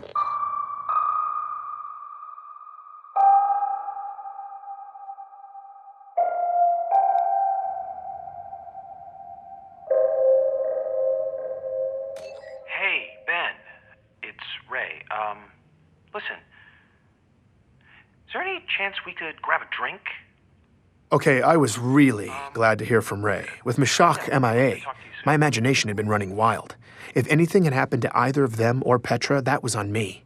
So getting this call was a huge relief. But Ray's never exactly been a let's grab a drink kind of guy, so something must have had him spooked. I rushed over to meet him at this dank dive bar near his place. So, I'm here with Ray and a lot of loud, drunk people. Think of all of them as providing cover, allowing us to talk in secret. Exactly. And Ray is aware I'm recording this. Yes. I'm trying not to think about it, honestly, but... Oh, it's fine. So, why'd you hit me up? Well, my scavenger finally got back to me. He had been waiting on some additional military records on Walker. I did not see that coming. I figured Ray would want to stay as far away from the topic of government cover-ups as possible. But if he was talking, I was all ears. And? All the ONI military records still check out. And ONI handles all military records, so... Well, almost all. Ray explained that every enlisting soldier has to sign an affidavit that their service was voluntary. That way, later on, if some grieving family member tries to claim it was involuntary, ONI is covered. But the office created to handle all those records is a rubber stamp joke. Of the roughly 200,000 involuntary service claims they've received over the years, they have ruled the exact same way: family loses, ONI wins. Every single time. The process is so automatic, Ray says, that when his guy pulled the records, it was the first request the system had received from a human being in 50 years. Well, and Ray was here's giddy, where it gets interesting. so I knew he was about to deliver the punchline. 180 days after a soldier's service period ends, the system is supposed to refile the record from active duty to retired. No. Yes. Walker's records weren't retired. And they weren't active either. What? Jacob Walker is the only soldier in the entire military database that is neither active nor retired. They missed that? How could they miss that? Nobody checks? Nope. Nobody but me. Ray had caught ONI in a major admin snafu. And I guess he was on a roll because what he said next blew my mind. Mild-mannered analyst Ray Kurzig had used my recording of Walker's voice as a template to scan the slush for voice-matching audio. Then I just took Walker's voice That and cross-checked was it. straight-up pirate stuff. You what? Ray. You're an animal right now. Who are you? Oh, you are gonna love what I found, Ben. Get ready to take back the road, Ganymede. This is your chance to be one of the first on the planet to have your very own hog. More than 3 tons of... Here is our boy, Jacob, 19 years ago, hawking utility vehicles for some random dealership. One of the must-own and best driving It's a commercial? vehicles on the market. Yeah. The new 56 hogs He's an are shipping actor. now. Visit or call a qualified dealer. It's Beauty and the Beast. I couldn't believe it. I was listening to one of the military sources O&I provided me doing a commercial for a hog dealer on Ganymede, when records had him stationed on the other side of human space. O&I had completely faked Walker, and Ray had caught the stupid bastards red-handed. That's incredible. Sitting there, having that drink, all the frustrations and anxiety that had been blaring in my face for weeks started to fade. Was it a bomber jet? We ordered another round. Ray was actually being funny. I don't even think we were talking about the story anymore, and for a little bit, I felt normal. Oh, man. It didn't last, though. Implications were percolating in the back of my mind, and it wasn't long before it all came roaring back. If Walker's boot camp stories weren't real, then the fog around the Chief's origins extended beyond his fabricated age 16 enlistment. How far did it go? Where did the truth even begin? All I knew at this point was who I had to speak to the moment I walked out of that bar. It was the only person that Walker's tale had contradicted, and it was someone I'd totally blown off. I just hoped Anthony Petrovsky would take my call. Oh, so now you want to hear my story, huh? Yeah, hey, look, I owe you an apology. When we spoke, I didn't know what to believe, and I really should have given you the benefit of the doubt, man. Okay, just don't get too weird, all right? It was awkward, but after a few minutes, Petrovsky eventually started warming up. And I've been listening to your story. Really? What do you think? Well, I mean, Oni's lying. Yeah. Nah, it's disgusting. Yep. You know, they just make up whatever the hell they want, like we're all stupid or something. You know, it's like, oh, where's the problem? Deep space? Well, let's just throw a glass planet at it, toss in some insurrectionist bad guys, and the story's good to go. You know, it's ridiculous. It's so ridiculous. But all your outer colonies people, though, the listeners, man, they're tearing that crap down. You know, it's great. Oh, it's great. I know. I knew exactly what question I had to ask Petrovsky, but I didn't want to ask it. If I was being honest, I'd been avoiding it my entire career. The Spartan program had a dark, dark cloud around its origins. Civilians had no idea, but soldiers had always whispered about it in the ranks. Even the few scattered details I'd gleaned during my years reporting from the front had been enough to convince me that this was one stone I didn't want to overturn. I was embarrassed to admit I'd just avoided it. But I couldn't avoid it anymore. Anthony would tell me everything. I just had to get up the courage to ask, and when I did, here's what he said. Look,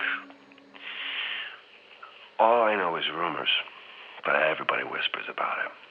Now, Oni kidnapping little kids, leaving behind decoys to cover their tracks. Just clones. Clones that were doomed to get sick and die. And all the families thought they were burying their kids. But really, though, their little kids were now government property, kept by Oni, training to be Spartans for years. And then, when they're barely like teenagers, they start biologically augmenting them, which is just a fancy way of saying they tore the kids to pieces and rebuilt them with tech. Whatever tweaks could give the government tactical advantage. Jesus, man. Survival rate on something like that. But the kids who did live through it, you know, only eventually cut them loose. Just sent them out to clean up the ugly in the galaxy. You know, all top secret. Spartans are super classified, so hush, hush, soldier. But then the Covenant showed up. Earth got a front row seat. And all of a sudden you got people throwing parades for them, kneeling at their feet, the pinnacle of humanity. But they're not human. Nobody really knows what the hell's under those Spartan masks, but it's sure as hell not a hero. It's not a person. Whatever they are, it ain't us. That was the story I'd never wanted to hear. I couldn't prove it. I couldn't report it as more than just rumors. But his story was the only explanation I'd heard since this mess began that actually made sense with the facts. And it gave O&I more than enough motive to bury the truth. Because the truth was a nightmare. The truth was treason, planned and carried out in the shadows with impunity. When you let those in power operate in the dark for long enough, sometimes the dark creeps in. Without checks and balances, it's in our nature to cut corners in the name of efficiency. Trim off pieces of our humanity, a chunk at a time, justifying every cut until eventually all you're left with is horror. By coming forward, Anthony had just broken a rigid code of silence. Don't you have like a I asked him why. code of conduct or something you have to follow? Whose code? Huh? Oni's? Yeah, I don't care about that. Look, I don't blame that John kid. The Master Chief, whatever the hell they call it, just does what the Masters program it to do. But now Oni, that's the boogeyman. Some sadist CPO wants to test out his Spartan toy, so he oils it up with the blood of my brothers? No, man, no, I'm not keeping quiet for them. Aren't you afraid of retaliation? What are they gonna do? Tell me. Are they gonna make my life suck? Even more than it does? It's too late. I mean, I understand, Ben, you haven't seen where I live, what my house is like. But let me just tell you this, you might prefer the shelter. I eat canned proteins, man. I am one missed check away from living on the streets all the damn time. I got this, I got a titanium arm. Huh? Vets benefits? On this planet, it's a joke. And this is how they repay me for running through the meat grinder for 15 years, for laying down your life every damn day for them. And you think I owe them some kind of responsibility to be quiet? No, I don't owe them a damn thing. Not after what I've been through. Good, thanks. I gotta go. I'm sure this sounds callous of me, but as Petrovsky described his hardships, I was drifting away. His story had left me dazed. I said I wasn't feeling well. I had to go. He understood. It did, thanks. I needed to step back and look at the full picture of what ONI had done, but my mind just wouldn't do it. Instead, I was fixated on one odd piece. The doppelgangers made to replace the kidnapped kids.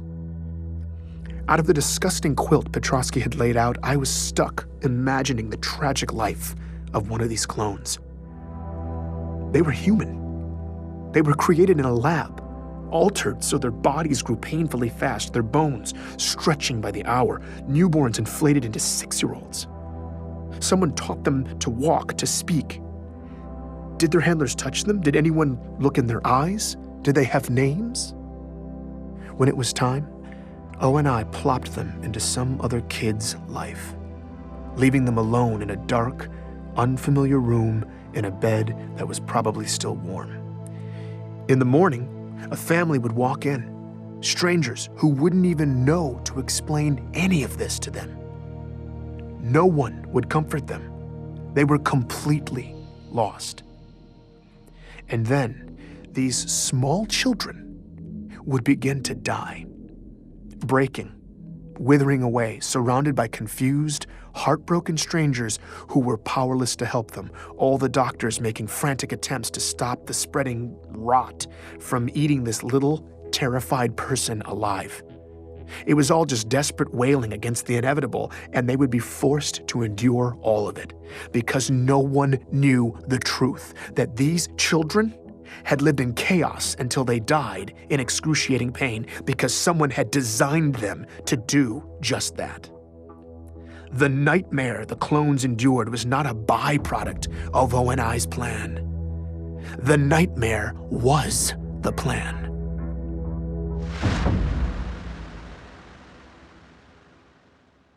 Did you hear an unpleasant story? It was still dark outside when I was awakened by that voice. I live alone and someone was calling me from the shadows. Ben, come in here. I was petrified. Then I realized it was coming in over one of the networks. My communication system had been hacked. I started recording. Pharaoh was finally here. And apparently, she'd let herself in. Did you listen this time? Yes, I did.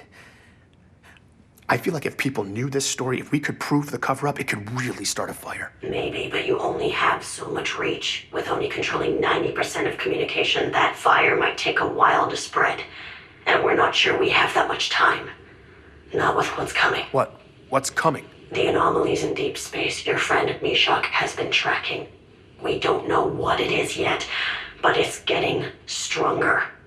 Pieces are moving out there, and we have to move faster. Okay. How? There are friendly ears in the UEG.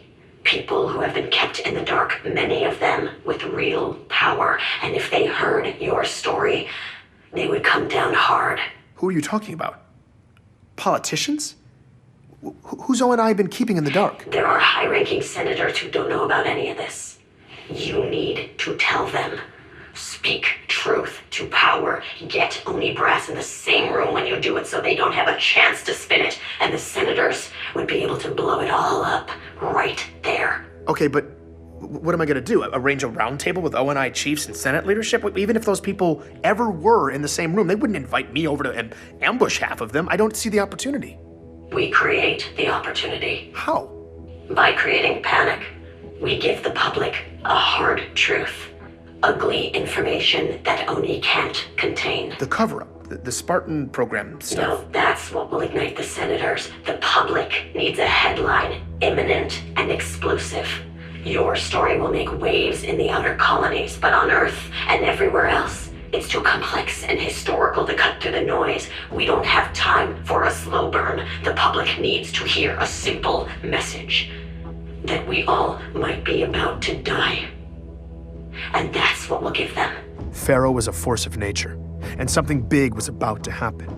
It would get sympathetic politicians and ONI leadership all in the same room and set the table for me to lay out my proof, expose the cover-up, and blow it all open. Oni will be right where you want them, and then I'll open the door.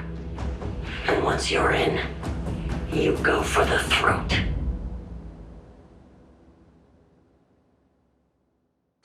Ben, what the hell have you done?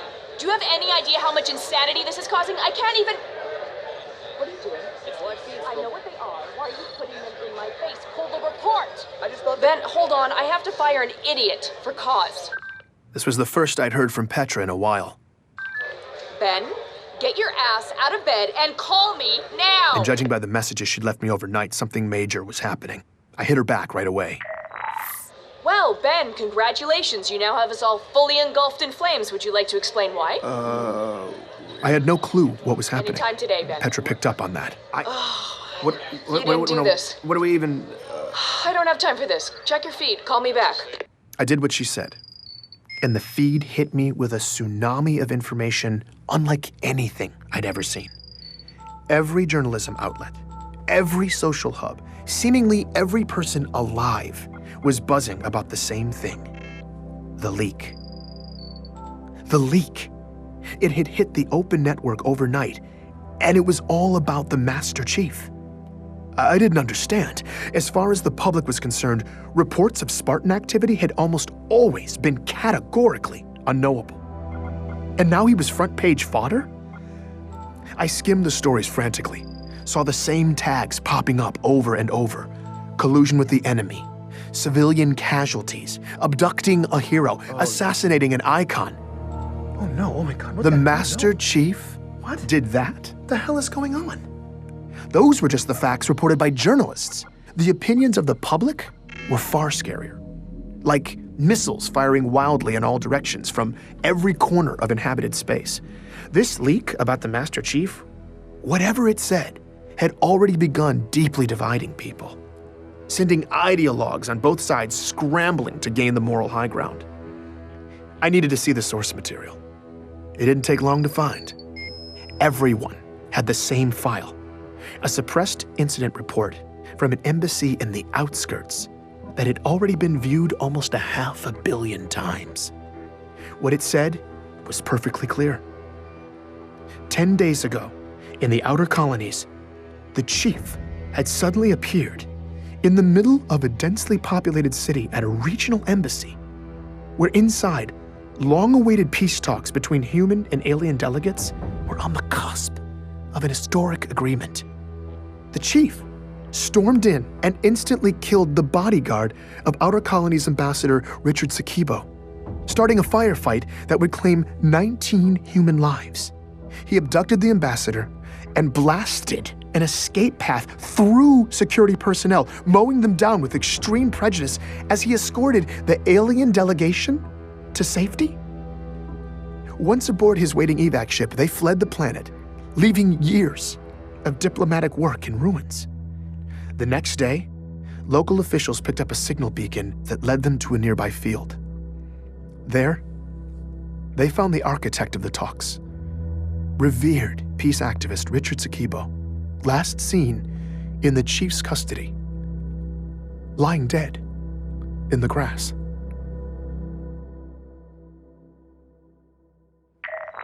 Petra, what is happening? I don't know, but I've been fact-checking for 7 hours and it looks bad. The Earth hacks are calling him the Fallen Spartan. Bastards. Wait, you think this might actually be true? I need it now. You got it. Just tell me now, was this Pharaoh? Did you do this? No, I don't. No, I told her I didn't know, which was technically true, but it was a cop-out. Of course it was Pharaoh. But why? It didn't make sense. Why smear the chief like this? After everything he'd done to save our asses? After everything ONI had done to him? Over the years, he'd faced unimaginable catastrophes. We had no idea how many lives had hung in the balance. ONI kept us all in the dark. But whether the chief had always made the right call or not wasn't the issue. He should never have had to shoulder all that weight. But now he was shouldering all the blame. It wasn't right. As Petra relayed what some of the talking heads were saying about Chief on Earth, I started getting downright pissed. Then, she was gone. Waypoint was gone. My compad. Everything. Your gone. quadrant is experiencing unusually high volume. On-site diagnostics are required. Would you like me to schedule an appointment? Yes! First availability is in 12 days at 3 p.m. Would you like me to schedule this appointment? God, this is a joke. I'm sorry, I did not get that. Would you like me to schedule this? Yes! Appointment scheduled.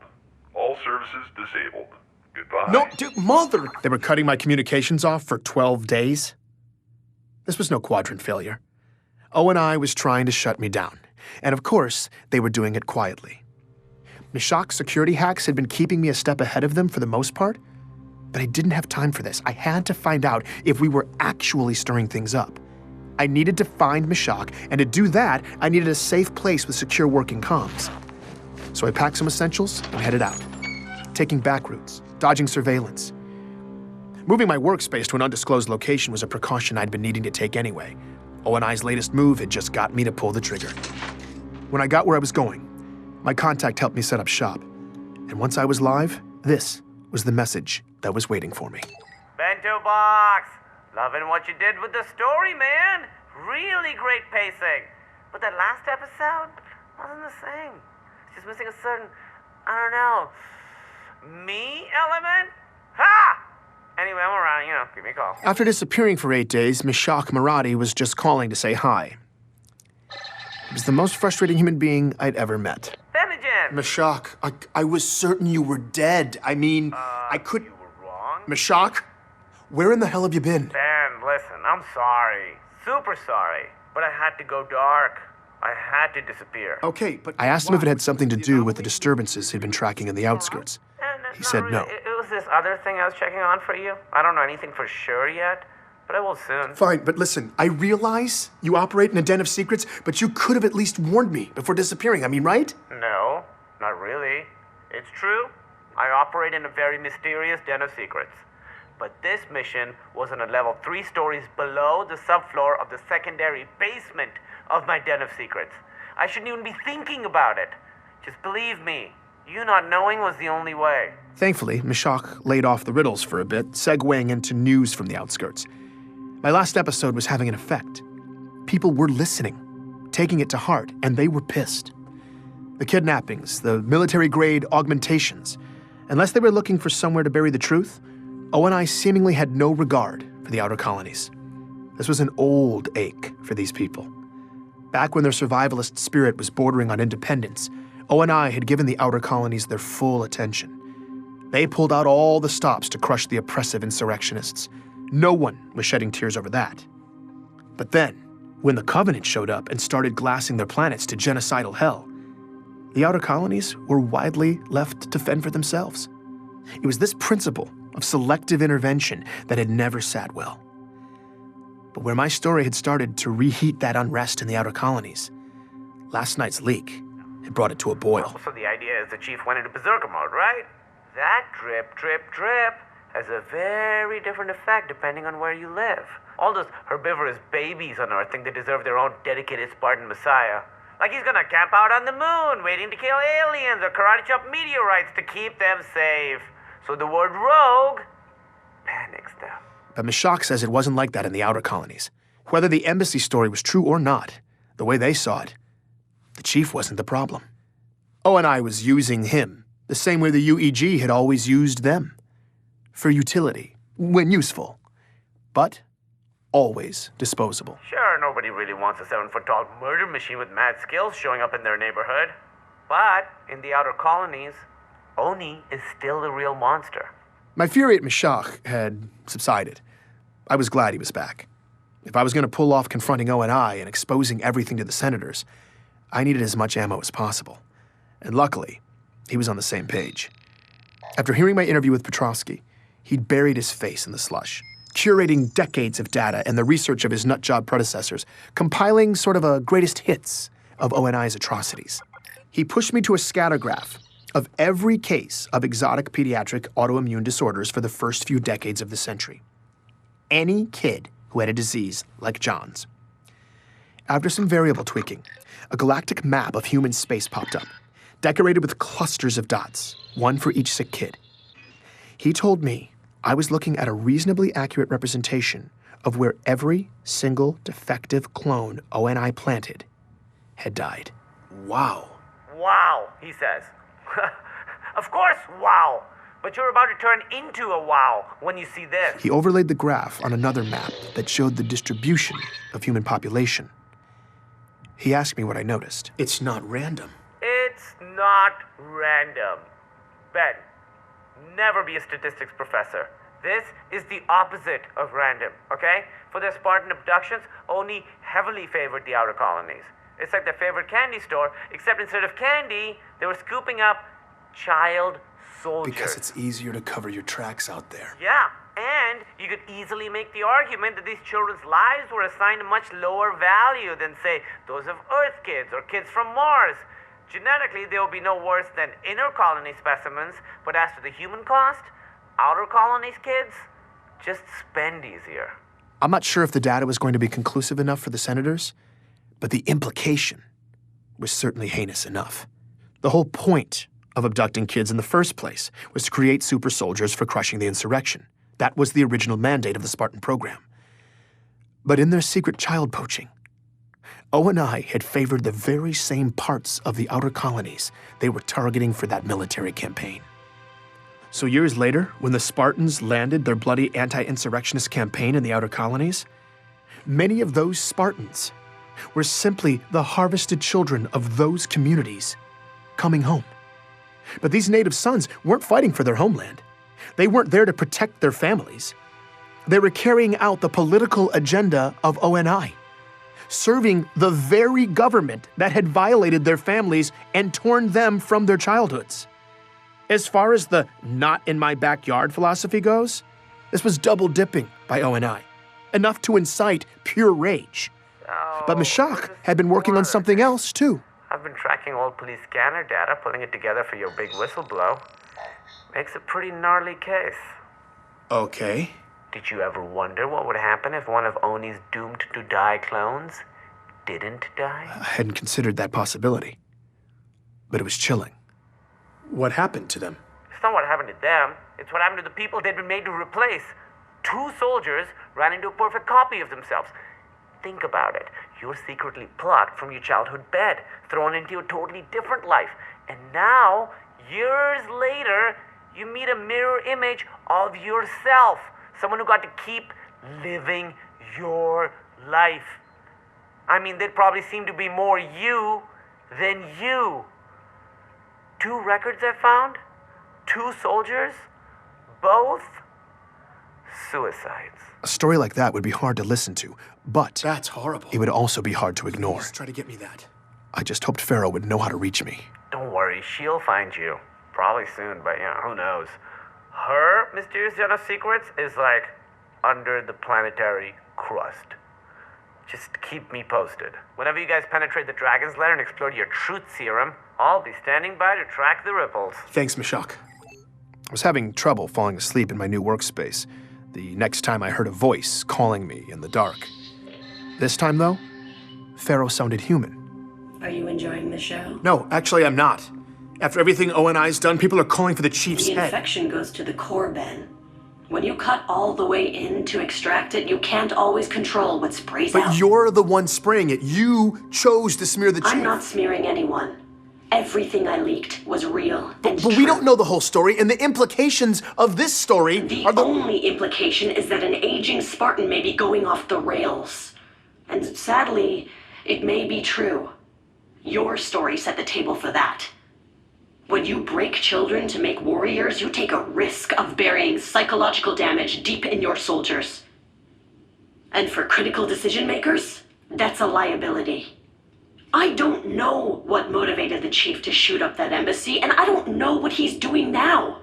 But he is off leash. He is proving the liability. All I did was expose it by peeling back the very layers of Oni secrecy under which that liability was born and allowed to fester. I didn't know what to say. This felt all wrong to me. Ben, the chief is the savior of humanity. I know that. The true patriots know it too. And this is the painful part. Right now, the chief is being chopped down, but he will be vindicated. This is how we puncture to the core. By sacrificing the chief in the short term, we've opened a deep hole, and when the bleeding slows, it's Oni's exposed nerve that will get all the cold scrutiny. It's just hard hearing what they say about him, and people are going nuts. I mean, a lot of the inner colonists are actually denouncing him. They're terrified. And the anger in the outer colony seems to be turning ugly fast. You The see blood that, of right? their hero is spraying in their face. This is exactly what we need. This is the chaos I said would happen. I guess I just didn't think it was going to be like this. Chaos has a high price, Ben. But the pieces are moving. Our opportunity has arrived. Pharaoh told me that as of this morning, the meeting had been scheduled. Personnel were already en route to Earth. And in a few days' time, ONI brass would be testifying in front of high-ranking UEG senators in closed sessions. Pharaoh was going to hack in and get me a direct, unbroken feed so that I could lay out ONI's ugly secrets to a handful of the most senior lawmakers in the land. I had to prepare fast. I was anxious there wasn't enough time to make Mashak's data convincing enough, but Pharaoh gave me an idea that could amp up the persuasion. She listened in as I made the call. Anthony? Hey, man, how you doing? I just laid it right out there. Do you want to help bring down ONI? He didn't respond. I started to get nervous, but then he spoke up. You bet your ass I do. What do you need from me? Petrosky was in. I gave him marching orders and hung up. I'm so happy. Pharaoh seemed pleased. Things seemed to be falling into place. So that's your real voice? For the most part.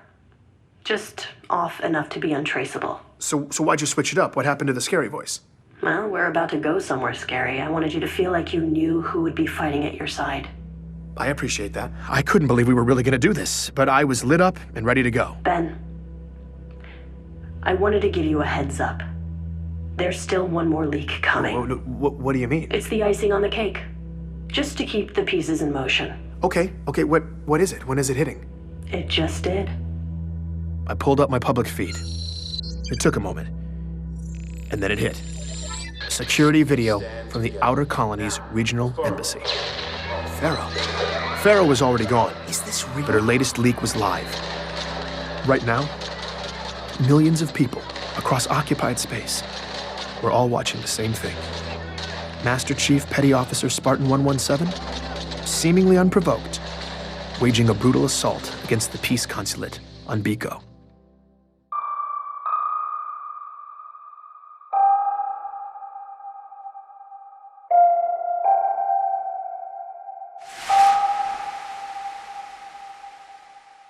Testing, 1, 2, 3. You hear me okay? Yeah, just don't move around too much. It messes with the sound. All right, roger that. It was all coming down to the wire.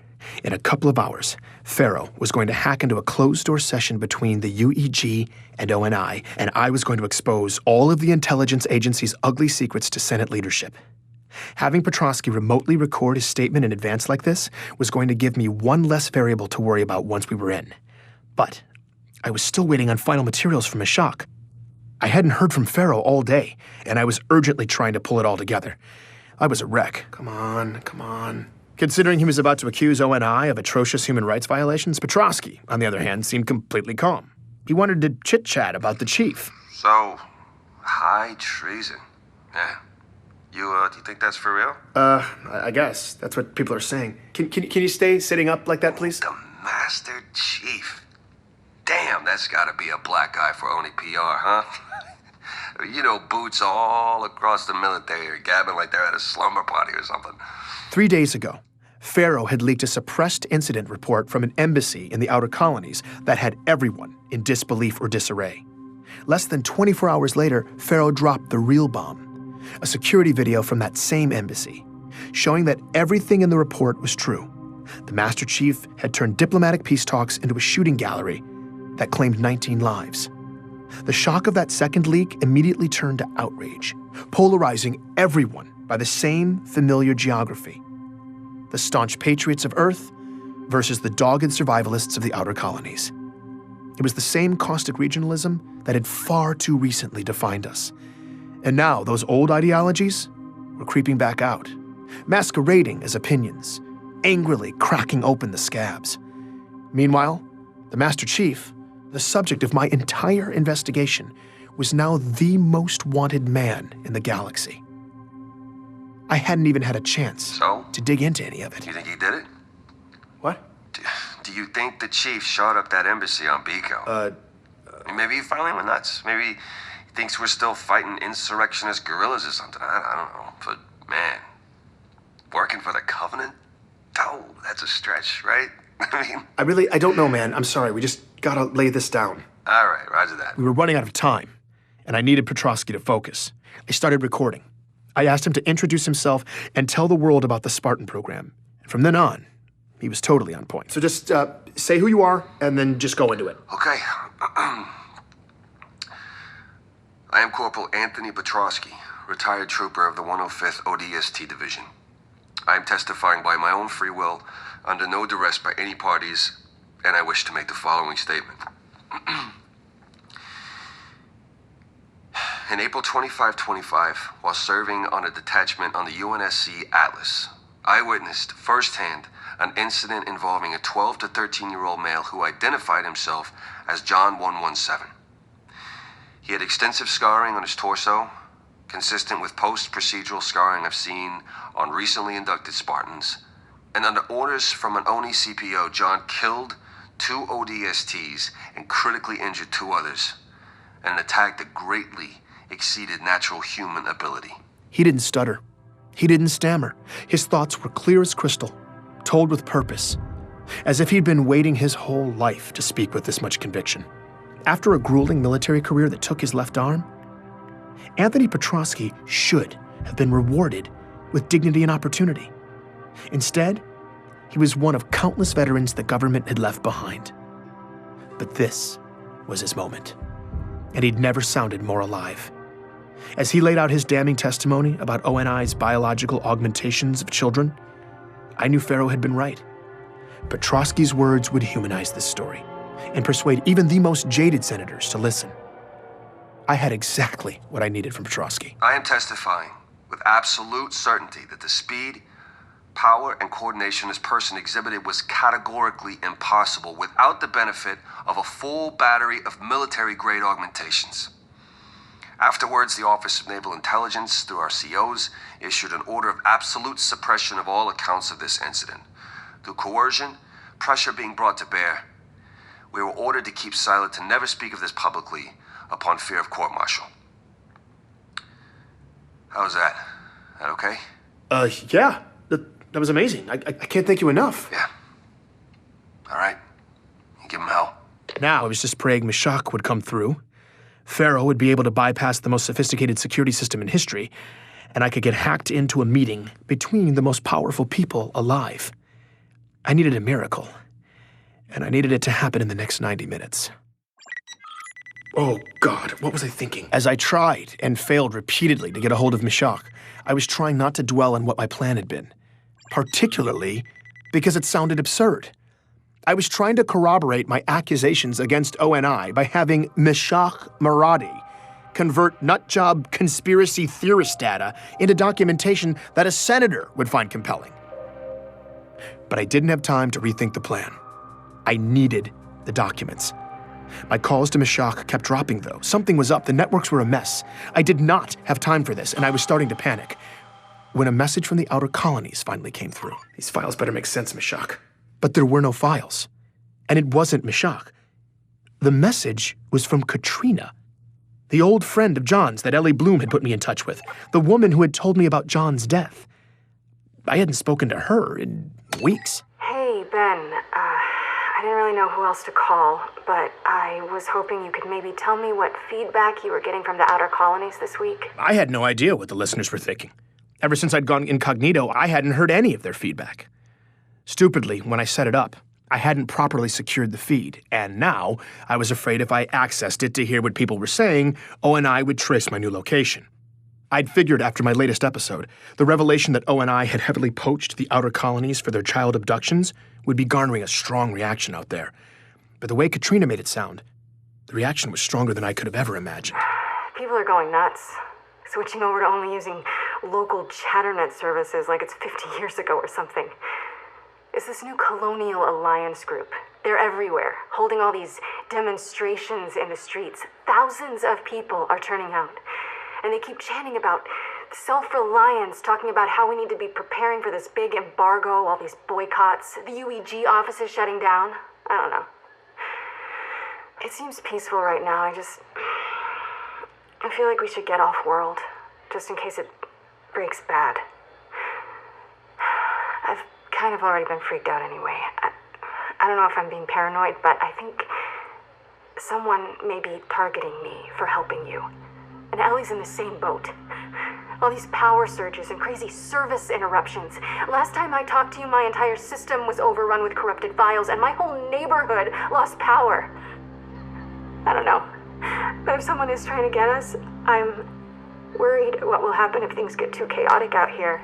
I don't really feel safe. So, if you know anything about this, or what we can do to protect ourselves, I mean, they're already shutting down the street. Katrina's message got cut off. I had no idea what was happening. I had no idea what the central government was going to do. I had no idea how to help this woman or Ellie or their families or anyone else. We were all in the dark. All I could do was present the senators with the ugly truth and hope it would convince them to help us all.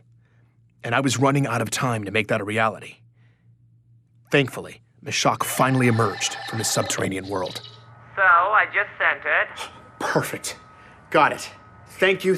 I hope it's convincing enough. You should have a clear breakdown that exposes the blatantly unnatural pattern of child autoimmune deaths around the beginning of the Spartan program, particularly in the outer colonies. Yeah, I see that. It's good. It looks solid. And I also cleaned up and edited that police scanner data. It's one of Oni's abducted kids returning home and running into their clone. One of the suicides? Yeah. So officer gets called to the scene of a home invasion. It's this middle-aged couple and the teenage son who's in a wheelchair. The officer comforts the victims, assesses the situation, calls it in. It wasn't a confrontation or anything. No valuables appeared to be missing. Victims didn't even get a good look at the guy. The perpetrator just entered the house, went into the son's room, son freaked out, perpetrator fled the scene, blah, blah, blah. Now everything seems to be okay. During his report to dispatch, though, the officer gets startled by a sound. Reports of possible shots fired somewhere nearby.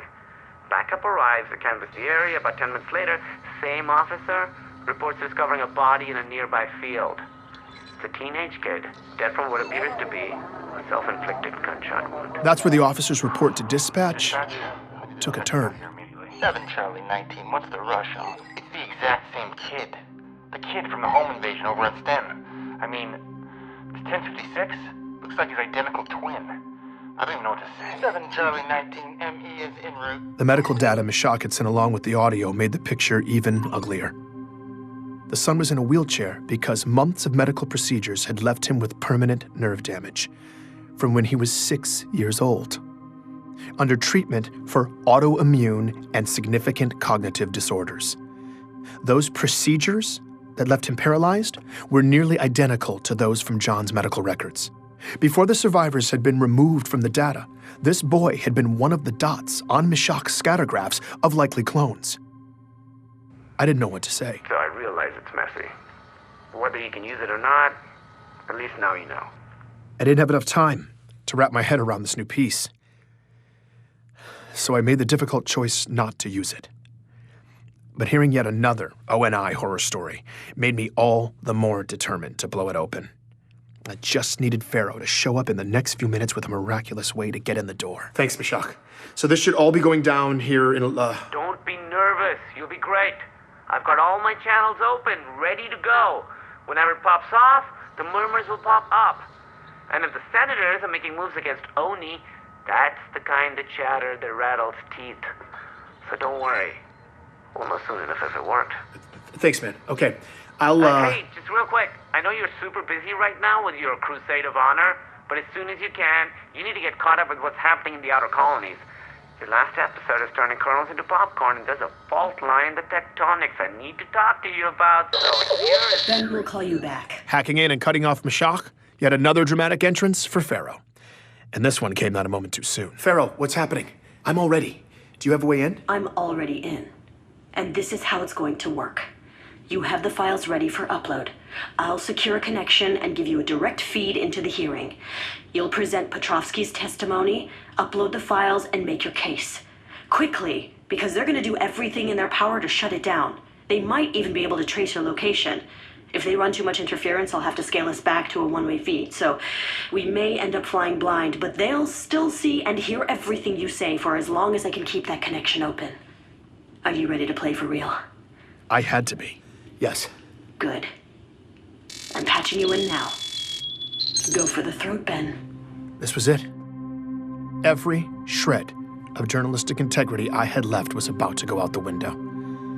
I had a strongly biased opinion, and I was about to deliver it to some of the most important policymakers in government. This wasn't just an expose of ONI's deeds. It was an indictment that constituted a call to arms. I just hoped the senators would listen. There was no audio, but I suddenly had a full view of the congressional chamber hosting this meeting. I couldn't believe this was happening. My eyes scanned the room. The 12 senators who represented the Senate Armed Forces Committee seemed to be there, and 3 of the 6 ONI directors lined up in front of them. My heart was racing. Then, I saw someone else. Wait, is that Sully? Ben, you're live in 3, 2, 1. I saw my face pop up in the main display at the head of the room. The proceedings seemed to stop as all the heads turned and looked at me. For a moment, I froze. And then I began. Distinguished representatives of the Unified Earth Government and the Office of Naval Intelligence, my name is Benjamin Giroux. I was a journalist hired by Commander Michael Sullivan to do a profile on the Master Chief Petty Officer John 117, and my contract was terminated for exposing a widespread cover-up by ONI on his true origins. As I spoke, I tried to look at the camera and ignore the return feed. The image of my own face speaking to a room full of supremely powerful people was incredibly distracting. I could see out of the corner of my eye, though, that it was working. They were listening. Then, my feed went black. Keep talking, Ben. I had to cut the return feed, but you're still live in the room. I tried to focus. ONI has gone to great lengths to keep you and the public from knowing critical information about the Spartan program, their lack of institutional control of the Master Chief in the outer colonies, and the genetic modification of abducted children that eventually became warriors like the Master Chief. What I'm about to play for you is testimony from ODST Anthony Petrovsky regarding the Spartan program. I am Corporal. As Petrovsky's testimony played, I was starting to doubt whether or not it was still actually live when I got a message from Sully. It said, "You're out of control, Ben. Last chance to stop." I typed back, "I can't be a party to the crimes you and the rest of ONI have committed. Not anymore. I'm done." There was a brief pause, and he responded, "Yes, you are." My gut sank. But I wasn't going to back down. You're gonna have to finish up quickly, Ben. They're hitting the hack hard. I can't keep it open too much longer. As Petrosky finished up, I quickly edited my final piece, chopping out any unnecessary language. Then, it was time to bring it home. Senators, for their Spartan program, O&I kidnapped young kids and illegally engineered doomed-to-die clones to replace them. They kept the children as military property, subjecting them to horribly unethical training regimens, and eventually performed dangerous biological augmentations on them while they were still growing. This was how they made the Spartans. Half of these children most likely did not survive. I've provided you with files that corroborate my claims as to these egregious human rights violations. I ask you to review them with an open mind. O&I has gone to great lengths to cover up this story, including elaborate fabrications. Wrap it up, Ben. I've also provided you with clear evidence of this disturbing cover-up, as well as audio evidence of the threats I have received in the past several weeks for pursuing this information. We're about to lose this I come feed. forward at great risk to my personal safety, and my only hope is that you will look at the facts and take the directors of O&I going. and all those responsible to task for these atrocities. Thank you for your time. The feed cut out at the last moment. I was in shock. What had just happened? Perfect. Now let's watch it burn. The revolution has started, Ben. And you with a spark. From now on, you're under our protection. Pharaoh? She was gone, and my head was buzzing. It felt like I was in a dream. What had I done? I looked down at Sully's last message. His response to when I said I'm done, it was chilling. Yes, you are. That was all he said. That was all he needed to say. I felt dizzy. I had to keep moving, find out if that kamikaze mission had had any effect whatsoever. The first ripple popped up right away. It was a message from my bank. We regret to inform you that your account with Outer Trust has been deactivated. If you have any questions, please speak with a financial representative. I called immediately and got a representative on the line. She told me I was under investigation for the unauthorized possession of sensitive government materials. The audio files from my story. I was being fined an astronomical sum for keeping them, and as a result, my assets had been frozen indefinitely. I couldn't believe it. I checked all my accounts, either locked down or zeroed out. In retrospect, cashing out should have been step one, before I took on the most powerful government agency in history. But it was too late now. O&I was bringing down the hammer, and I'd been financially ruined. I was reeling from this realization when two delayed messages popped up in my queue. The first one loaded quickly. It was Mashak. Ben, things are getting a little hectic out here, so I don't even know if this is going through. But I was trying to tell you before I got cut off that... Okay, no, we need to talk in person. It's urgent. It's something I found. But we can't talk over comms about it, so I'm coming to see you in person day after tomorrow. Don't talk to anybody. Don't try to reach me. I'll be there soon, and then we can sit down and just go over the whole... I couldn't wait for Mashak to get here, so against his wishes and my better judgment, I tried to raise him. But something was wrong. Like everyone else in my region, I'd had plenty of failed calls to the outer colonies in my time. But this was different. Like it didn't even send the call. I checked my Chatternet feed. It was full of comments from people just like me panicking because they couldn't reach the outer colonies. Scattered reports that the communication buoys themselves had been shut down. That didn't make any sense.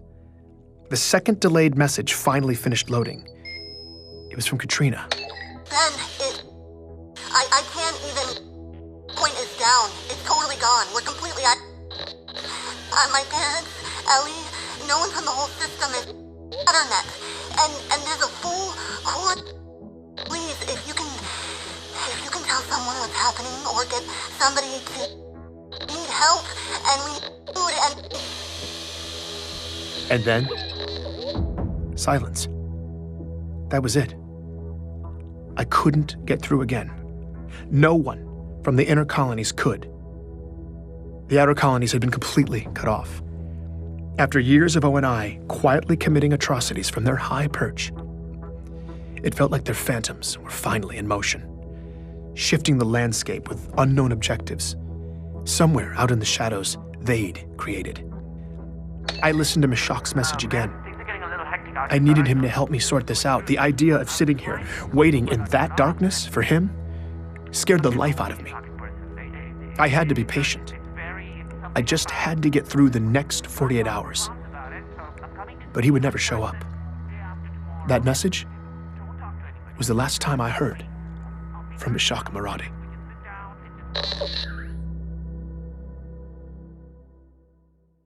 Listen and wait. That's what you do when you hide in the dark. And once you've fired everything you've got at the monster, hiding in the dark is all you can do. 1,000, 2,000. Ever since we'd hacked into the Senate hearing, I'd been listening and waiting, hoping our testimony would find the right ears, afraid O&I would find us first, just sitting here in the shadows. I didn't know where O&I ended and the world began. And it was the not knowing that kept me up. Because even if we had landed a fatal blow, all we could do was watch and wait for gory chunks to surface. So far, the surface was calm. The only thing I knew for sure was Meshach had never shown up. Every day since had been sickeningly silent, and every night my doubts grew darker, haunted by scenarios that always ended in quiet, black bags. What had I done? Pharaoh and Petrosky could handle themselves, but if O&I had come from Meshach, it was my fault. And now they would be coming for me. I'd been holed up here for days. Darkness brought nightmares, so I'd stopped sleeping in it. Nighttime was work time, and I kept my display as dim as possible. Only my contact knew I was here, and I wanted it to stay that way. This place was all concrete and dark corners. I'd memorized the sounds the building made, the breeze shushing down the stairwells, the click of the cooling system's hibernation mode, the scurrying of rats in the walls. Anything else, and I would instantly black out my display, crawl beneath the window, and wait on high alert until the sounds and shadows normalized again. Then, I'd count to 100 and crawl back. I hadn't deviated from the protocol once. Till tonight. With the storm pounding on the roof, screaming through the high vents, I was effectively deaf. Anyone could have snuck up on me. All of the concrete was echoing, and all those dark corners seemed to be coming alive, coming down the hall, and I tried to remind myself, if anyone came, they'd hit the tripwire. I'd have 5 seconds to hide. But every bump was a footstep. Every howl was a voice, and everything in me told me someone was inside the building. I wasn't going to wait for the tripwire. I slid over to the loose panel on the floor. Beneath it, there was a narrow space. I squeezed into the gap and closed myself in. No matter how hard it stormed, and no matter who came for me, no one would find me here. Waiting in the dark. That was the hard part. But spending the night under the floor was the best sleep I'd gotten in weeks. Speaking from the steps of the Congressional Plaza today, freshman Senator Andrew Del Rio issued a formal statement addressing last month's embassy massacre on Bico. It's not a promising sign for democracy when a catastrophe touches a majority of the voters, and seemingly every politician in the UEG was trying to leverage the public outrage into talking points. Everything from military spending to tax relief. Not Senator Andrew Del Rio, though. His sights were centered on one narrow target. Of the fallen Spartan yet. So, the Master Chief stormed an assembly of peace activists and began to gun people down. Now, I'm sorry, but the Spartan 2s are fundamentally flawed and dangerously outdated. They are an embarrassment and danger with their rusting tech and degraded neurology. But we just keep bleeding taxpayers dry. Well, now we're seeing the real cost. That program isn't built on faded glory, but faded principles. Volatile remnants of powerful weapons governed by increasingly corroded minds. There is a reason you'll never see a video of a Spartan 4 attacking civilians or murdering heroes. I can vouch personally for the character of each and every Spartan 4 as warriors and as people. After the tragic events on Bico, I don't think there's a person alive who could say the same for the Spartan 2s. Mark my words. If we fail to decommission the Spartan 2s, there will be more Bicos, and there will be more massacres. Nobody wants to say it, but damn it, somebody has to. For those 19 families whose loved ones are never coming home because of this false Spartan, this broken bastardization of a soldier who would abandon his post, dishonor his uniform, and slaughter the very people he's sworn to protect. In the name of decency, it's time to tear down that statue and put down the Master Chief. I had to hand it to Andrew Del Rio. The man had focus. However much I hated Del Rio, and the whole propaganda machine, the leaks, the video, the report, they didn't lie. The chief shot Ambassador Sakibo's bodyguard at point-blank range, grabbed the ambassador, then escaped with the alien delegation in a hail of gunfire and dropped off Sakibo's body the next day. Those were the facts. And no matter how corrupt these politicians were, I couldn't argue with the evidence. Chief needed to come in and face due process so we could know the truth. I still believed in the chief. I believed that his legend would be restored, and I knew that there had to be more to this story. I don't know if I'd become overconfident by daylight or distracted by Del Rio, but I didn't even hear the intruder until they tripped the alarm. Oh, God. Oh, God. Crap. What? Ray? Is that you? Yeah. I'm caught in your booby trap. What are you doing here? You weren't supposed to come until tomorrow. You scared the hell out of me, man. Okay, can we hold that thought? I'm all wrapped up in, dental floss and camping gear, and this looks like something my daughter would make. Well, tripwire wasn't dental floss. It was fishing line tied to my mess kit balanced on a ledge. Here, just get Very effective, actually. Pick your foot up. You look terrible. Oh, thanks, Ray. My life in exile wasn't glamorous. Cot, toilet, sink. My clothes doubled as bedding. Outside of research, my daily regimen featured canned goods, sink washing, stretching, and security checks. I felt like I was back on the front lines. Place looks also terrible. Super helpful, Ray. Thank you. Wait. What route did you take to get here? Did you avoid Relax. I took maximum precautions, Ben. As far as any unethical government surveillance is concerned, I'm still eating Thai food near my house. I quickly learned Ray had nothing on Mashak. Nothing on Congress. Okay, but then what? News from the fashion world? What do you got? That, or the truth about Biko. Apparently, after a Mashak slush combing tutorial, Ray had been listening. And a few days ago, he'd hit on an exotic frequency going somewhere it shouldn't. The Sanghili, the alien race from the Biko peace talks, had sent an official transmission to UEG servers on Earth the day after the leaks. And on their end, the government had buried it deep. That's the Sanghili clan leader saying they had nothing to do with the massacre. And the demon wasn't responsible either. And neither did the demon. The Sanghili referred to the chief as the demon. Probably because Chief had killed thousands of their soldiers over the years, so they weren't doing him a solid. Besides, the Sanghili were all about the truth.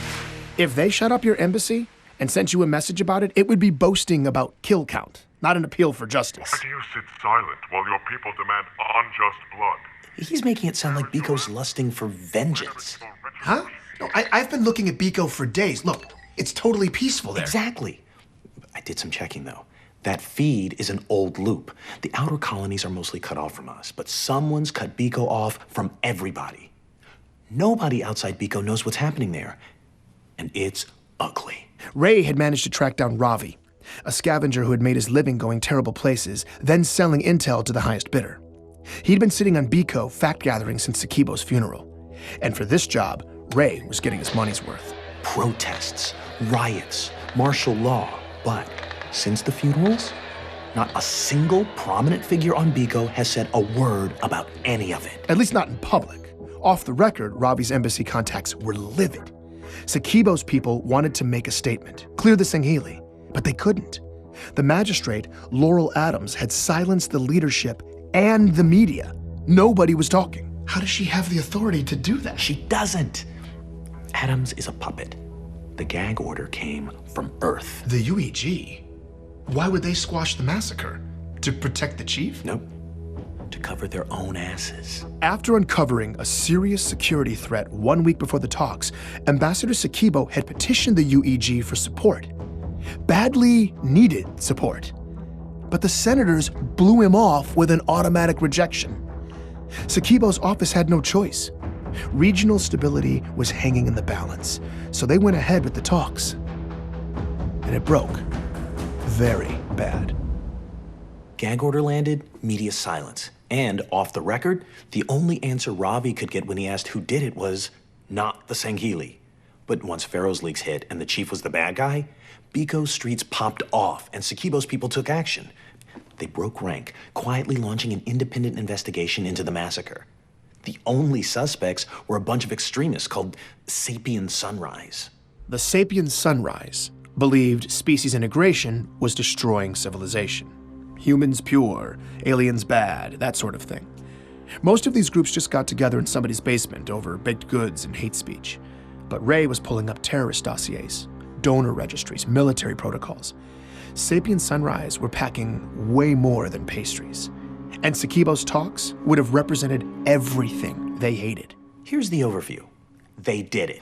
Well, that's a short investigation. They plotted to assassinate Ambassador Sakibo, frame the aliens, and end the peace talks. Now, I don't know if the Sapiens were counting on inept local intelligence or they're just arrogant psychopaths, but they were brazen. According to the investigators' notes, Sapien Sunrise had been loudly threatening the embassy for months. No wonder the gag order had frustrated the diplomats. But once the investigation was on, it didn't take long to tie 4 of the dead civilians to the local Sapiens chapter, along with 4 embassy guards and Sakibo's personal bodyguard, a man with a substantial military jacket and Chief's first kill upon entering the chambers. All in all, 9 Sapiens were at the embassy that day. And the chief took out every single one of them. Damn. And there's evidence that the chief didn't kill a single innocent. Wait, what evidence? That's not in the video. Apparently, there's a second video. Ray, do you have it? No, but it's out there. Coroner's reports, too. What? Can we get it? No, But what about the UEG communications with the magistrate? We could prove they were negligent in denying Sakibo's security request. Ravi couldn't get that either. The gag order came back down hard, Ben. They went silent again? After all that, they just stopped investigating. Ravi thinks the UEG must have offered the diplomats something sweet. Yeah, how about clearing the chief and the Sangheili and throwing the Sapiens into a hole? I mean, Look, come on. We're lucky we got this. Besides, the diplomats made it sound like justice was coming soon. Justice? They're just gonna say Sapien Sunrise did it with Chief's help. And they're gonna get away with it. I mean, what's wrong with these people? They're evil. Sakibo's office had been trying to forge a better world in a region of space where very little is black and white. They'd asked for help, and while the UEG refused to even read their request, the Master Chief had shown up. His ship entered their atmosphere so fast, air traffic AI registered it as a fireball. And considering the beeline he made to the embassy, he must have had virtually no warning. Chief charged solo into a hopeless situation with no time. He interrupted an assassination, possibly averting war. He neutralized heavy combatants hiding behind civilians, and there wasn't a drop of innocent blood on his hands. He got Sakibo and all but 3 of the Sangheili to safety. The only thing the chief couldn't do was keep Richard Sakibo's heart beating. But in reality, without that second video, or coroner's reports to clear the chief, without documentation of UEG negligence, I had nothing. I could already see it falling to pieces before my eyes. Ray, thank you. You didn't have to do this. I didn't have a choice, actually. I need a favor. Okay. Everything going on in the outer colonies, my parents are out there. Ravi couldn't help. Nobody's getting through, but if you could talk to Petra, see what they're saying on Earth. Yeah, of course. Ray was powerless to find his parents. I'd been powerless to save Meshach, to help Katrina, to find Ellie. I didn't know what I could do for anyone. But I called Petra anyway. It's awful to admit, but I think I just hoped she'd be powerless too. When Petra answered, I started rambling, when suddenly she cut me off. Ben, listen, I'm glad you called, actually. I have a lead for you. What? It popped up a couple days ago, and I've been sitting on it, debating whether to give it to you or Petra. delete it, or it's from someone I trust, and Petra, I don't need a handout, okay? If you want Ben, the lead... I don't want it. I didn't know if I want to be responsible for having given it to you, but I know you need it. Here. I opened the package. Coordinates. Some sector on the outskirts. Underneath was a 72-hour window. It started soon. I looked up the location. It was on Bliss. I'm not sure what you'll find there. Maybe a server or... A server? On a glassed planet? I don't know, okay? Maybe it's a mass grave. All I do know is it's an anomaly. They don't know about it. And for 72 hours, there will be a security lapse where no one's watching. And that is a hard clock, Ben. You have to get in and out within that window. You understand? Yeah, okay. Ben, this is a once-in-a-lifetime shot. Somebody risked their life to get me those 72 hours, and I need to know that you're going to be... I'm sorry. No, I appreciate that. I'm in. I'm going to do it, okay? Thank you. Okay. That's your ride. A silicate freighter. Leaves tonight. Bring your piggy bank. Everything you've got. These people only speak bribe, and they're not easily impressed. I don't know why, but somehow in that moment, I felt completely ready for this. It was time to make a power move, and that's what I was going to do. Oh, Petra, just one more question. I hate to ask, yes, but... you can keep the recording. How did you know? God, you are the worst, Ben. Take care. Okay, thanks, Petra. If I was going to the far reaches courtesy of capitalists, I needed to stock up on essentials and grab all the money I had left in the world. The rainy day fund I kept squirreled away at my place. I was going home, and surprisingly, it felt amazing. Stepping outside for the first time in so many days, finally having a real destination, it gave me freedom and purpose again. I was all ready for a quick grab and go, but as I breezed up the walkway to my building, I saw something weird. Notices from the city stapled to the front door. This structure had been condemned. Unfit for human habitation? What the hell was this? My key scan still worked, though, so I pushed into the dim entryway. The power was off in the building. It was silent. And every door down the length of the hall was ajar. What in the hell? Hello? As I moved down the silent row, I glanced into my neighbor's apartments. Hello? Everything inside. Furniture, fixtures, pictures, windows. Everything had been draped in clear plastic sheeting that stirred as I passed. The second floor was the same way, silent. Every door open, every last inch inside covered in plastic. As I turned the corner, though, I noticed my door, still damaged from Petra's boot, was closed. It was the only closed door. I pushed it open, and my guts collapsed inside of me. Everything was gone. The entire apartment had been gutted. There's nothing. Everything, down to the light fixtures, the appliances, the cabinetry. They'd pulled up all the flooring, stripped all the trimming, ripped out all of the plumbing. All of it was just gone, without any hint that it had ever been there in the first place. As a breeze moved in through the gouged out sockets where my windows had once been, I realized it had gotten dark. The monster had been here. It had come inside my home. And now everything I had been completely erased. I was running out of time to catch the freighter to Bliss and follow up on Petra's lead. But I wasn't going to the outskirts. I wasn't going to take down ONI. I was going to sit here, in between the floor joists of my old bedroom, and let all those loose bits of silica glass poke through my clothes and scratch up my skin.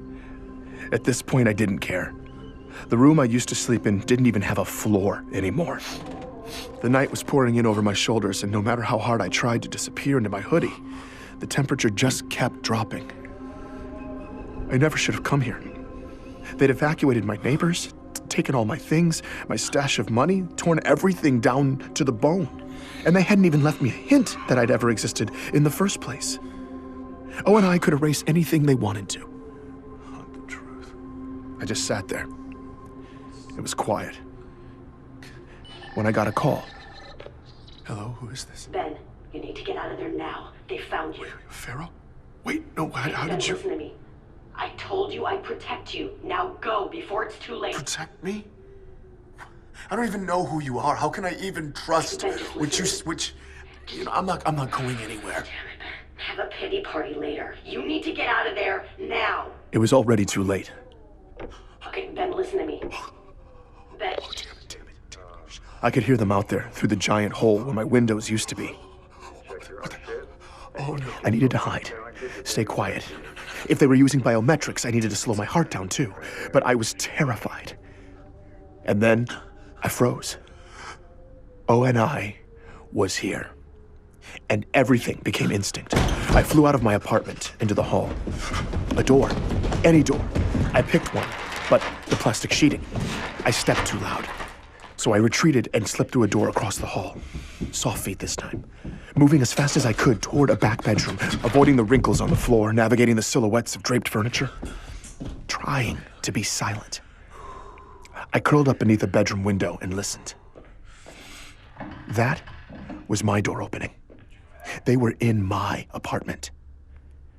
Had I left any evidence? I needed to relax. I breathed and waited. They would systematically scan the building until they found me. And then they were going to stuff me in a bag. I closed my eyes, tried to disappear. The sounds had gotten faint.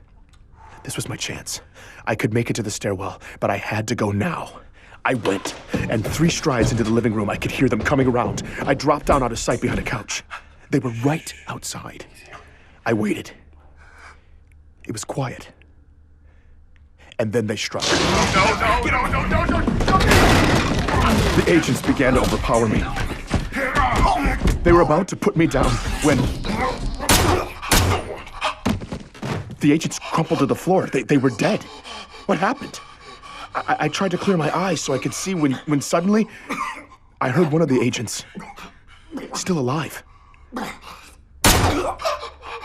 And then he wasn't. I saw the shooter emerging from the shadows, snatching up the ONI compads and stepping right up to me. Do you trust me now? Yes, what? Yeah. More agents will be here in 2 minutes. You can wait here to die, or you can get your ass out that window right now. I did what she said. Okay. I just met Pharaoh.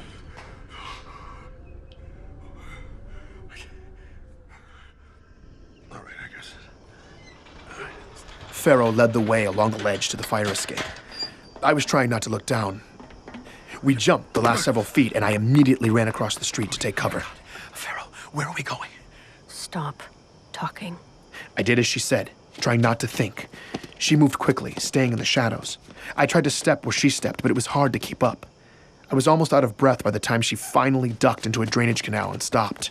I was trying to digest what had just happened. Were those agents I don't have time to talk. I only came here to make sure you stay a free man, so I need you to listen carefully. If they haven't already, Oni's definitely greenlit you now. You need to get off-world. Agents are probably searching the neighborhood as we speak, and they won't stop until you're neutralized. Oh God. Listen to me. We will protect you. Okay. But we're mobilizing in the outer colonies right now. Major pieces are in motion, so everything's on lockdown. You'll have to make it on your own for at least a few more days. We'll give you the resources you need to lay low. She handed me a compad. This is completely untraceable, so use it for whatever you need. It gives you access to a secure account, too. You'll have more than enough credits. What, really? Seriously? Ever since ONI froze my accounts, I hadn't even been able to buy a cup of coffee. And now Pharaoh was giving me a trapdoor out of financial ruin. She'd already saved my life. And now This is great. I can't thank you enough. You can access our network of safe houses on there. The protocol's blocked right now, but when the lockdown ends, it'll automatically prompt you. I'll make sure they know to take care of you. Wait. Won't you be there? The move we're planning is dangerous. I'm about to go dark. And this time, it might be permanent. What? Wait, no, what? Why are you taking this much risk? There's no time. The window's closing and the chief is still taking the fall. Your story exposed Oni. The Biko leaks cut him deep. We had those bastards bleeding. But when the senators didn't bite on our hack, Oni had a chance to recover, so we are going all in while they're still vulnerable. That's why we're on lockdown. The mission's desperate at best, but there's no silver bullet here. No, there has to be. It's okay, Ben. I'm not afraid to die. What we're doing is so much bigger than me. And I know there will always be people to continue the fight. People like you. O&I was coming after me with everything they had. Pharaoh had saved my life, and now she was prepared to lay down her own. I couldn't lay low. I knew what I had to do. Wait. I may have a silver bullet. I convinced Pharaoh to hold off on her plan for a few more days while I followed up on Petra's lead. I knew whatever I did, with whatever I found there, would have to be big. But if it took making a major impact to keep another one of my friends from dying in the fray. I thanked Pharaoh again. Thank you. Told her I'd see her soon, and we parted ways. I stayed in the shadows and moved quickly across town to the freighter, headed for Bliss. Only stopping once at an old military surplus along the way. I stocked up there, then caught my ride out to deep space. When I arrived, I headed straight for the Office of Mineral Rights. On the ride up, the freighter captain had seemed far more interested in bribery than my aspiring prospector backstory. I was hoping the claims coordinator would be equally pragmatic. Mr. Jarrett, an entrepreneur diversifying into silicates does not usually hop on a deep space freighter to walk the glass troughs. I like your gumption, but I'd love to show you some of these projected yields. Actually, I already have a plot in mind. After negotiating transport up here, I understood better what the industry considered acceptable compensation. And with all the haggard men outside holding gold-plated compads, I figured the man who issued the permits would have me plundering Pharaoh's account. So, 75,000 credits later, I had access, nav, and full gear. He seemed alarmed, though, when I refused an escort. That's 4 clicks from here. And beyond that periphery, it's a hard slog through raw glass. Some of those formations will stab through bone. I just signed the waivers. To his credit, he offered me some parting advice, free of charge. The wind really kicks up out there, and the particulate's been extremely rough. We've had to close the shutters twice in the past week. So, if you hear that alarm, you get to cover, okay? Otherwise, it'll tear your skin off. Thanks. Appreciate it. On the outskirts of the settlement, the horizon seemed to be all quarries. When I reached the periphery, though, open pit operations stopped abruptly, and I saw the real glassed planet. A daunting, chaotic sea of shapes and textures. Black, brittle swelling and troughing without end, scattered with the skeletons of melted buildings. The terrain was brutal, repeatedly slowing my trek to a crawl, picking through fields of jutting glass. The climate was killing me too. Constant thirst, despite constant water breaks. My skin felt like it was cracking beneath my soot-caked gear. And after choking on a mouthful of dust, I'd been breathing on the respirator for the past hour. Occasional desert plants pushed through the cracks, bright blue or blood red. But aside from the crows stalking the settlement's landfill, that was the only non-human life I'd seen. It was all that fine ash. 32 years later, still suspended in the atmosphere, it precluded thriving life, as it painted the surreal sky above, constantly shifting with the erratic winds. Gorgeous streaks to diseased palls. I had been making relatively good time when a cloud of dense ash suddenly descended. I stopped. I was totally blind. I didn't want to take a step. A lethal fall seemed far too possible. I checked the nav. Only 1,200 feet to go. I was debating whether or not to wait out the fog when it suddenly lifted. It was beautiful for a moment. When a low, rising growl snapped me out of that reverie. The storm siren. I pulled up the nav and started moving as fast as I could. Sudden pockets of cold, hot, then cold again. The wind whipping sharply back and forth, bits of sand spraying against me. But I didn't see anything. Behind me, everything was calm. In front, the sky above the mountains were perfectly clear. Where was the storm? I looked down at the nav. Oh, only a few hundred feet to go. Ahead, I saw the ruins of a huge complex. I'd be there in no time. But then I realized it. Those weren't mountains. A black wall was coming from the horizon, and it was coming right at me. I flat out sprinted. The storm was closing in. It was the color of night and impossibly tall. I got to the ping on the map. The structure had been leveled. There was nowhere to go, and the sand was flying faster, stinging my cheeks. I looked around desperately, trying to shield my face. There was a massive collapsed section up ahead. I scurried over, bits of glass starting to spray against the debris, like tinkling wind chimes. The glass was stinging through my clothes. I half climbed, half slid down the waves that oozed and sloped into the pit, slicing my leg on the way down. The sound was deafening. I had to get in now. I started tugging at a split in the collapsed floor. The storm blasted harder, my skin on fire. I made one last push. The glazing shattered, and I slid in as the wall of glass exploded overhead, and I plunged into the darkness. I laid there for a bit, before pulling off the respirator. My skin was stinging all over. I checked my outer thigh. Damn it. It was bleeding and it hurt like hell, but it wasn't too deep. I pulled out my medical kit, wrapped it, and started looking around. Okay, the roof's collapsed there. There's all sort of debris on the ground. Whoever abandoned this place must have had advanced warning and left in a hurry. I shined my light along a back wall. Okay, Office of Naval Intelligence, Subspace Communications. It was an old ONI subspace relay facility.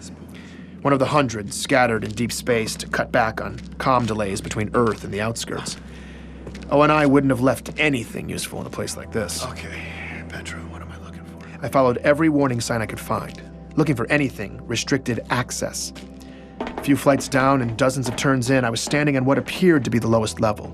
And based on the long echoes into the darkness, the room was huge. I moved through dozens of rows of tall shelves draped with drop cloths. Whatever had happened on Bliss hadn't made a dent down here, apparently. I peered behind one of the cloths. Guns, explosives, ammunitions, all kinds of aftermarket mods. None of this was UNSC sanctioned. Seriously, guns? Had I come all this way for neatly organized contraband? You gotta be kidding. But that's when I saw it.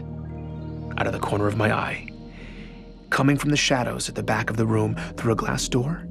No way. A tiny blinking light. No way, it can't be active. An active relay? The relay? In an ONI facility? There could be anything on it. There could be everything on it if someone screwed up. The surface destruction was catastrophic. They could have just assumed the glassing had gone this deep. And ONI probably wasn't even operating in any real capacity out here anymore. Okay. This had to be why I was here. Let's see. I immediately hooked up my comm pad, and I couldn't believe it. Oh, did I? The server was in standby, but it seemed fully functional. Connecting? Something kicked on deep below, and low auxiliary light filled the room. Oh my God. I started entering queries. Beco. It was current. I remembered the name of the raw file for the Beco video that Pharaoh leaked. That video popped up, and so did the second video, the one Pharaoh hadn't seen. I pulled it down and opened the footage. It was a composite of every single angle cameras captured that day. The original video just showed Chief firing down the hallway where 4 civilians had died. But I didn't see civilians in that hallway. I saw 2 janitors with a rocket launcher. I saw 2 couriers with frags, and none of them had a chance before Chief dropped them. Shot for shot, bullet for bullet, I watched him take out the terrorists, firing his handgun exactly 12 times, hitting only assassins every time. I saw the bodyguard and 4 embassy guards firing at Sakibo himself. And the best part was, the coroner's reports backed up all of it. Ray's scavenger was dead on. It was indisputable. Chief killed the bad guys. Bad guys killed the innocents. I found Sakibo's original request for security and the UEG's immediate automatic rejection. I can't believe it. I had everything I needed to clear the chief. We got him. But there was so much more to implicate ONI. I got an awful idea, and I knew exactly what to search next. Benjamin Giroux. As the results popped up, a chill went down my spine. Psychological profiles on me.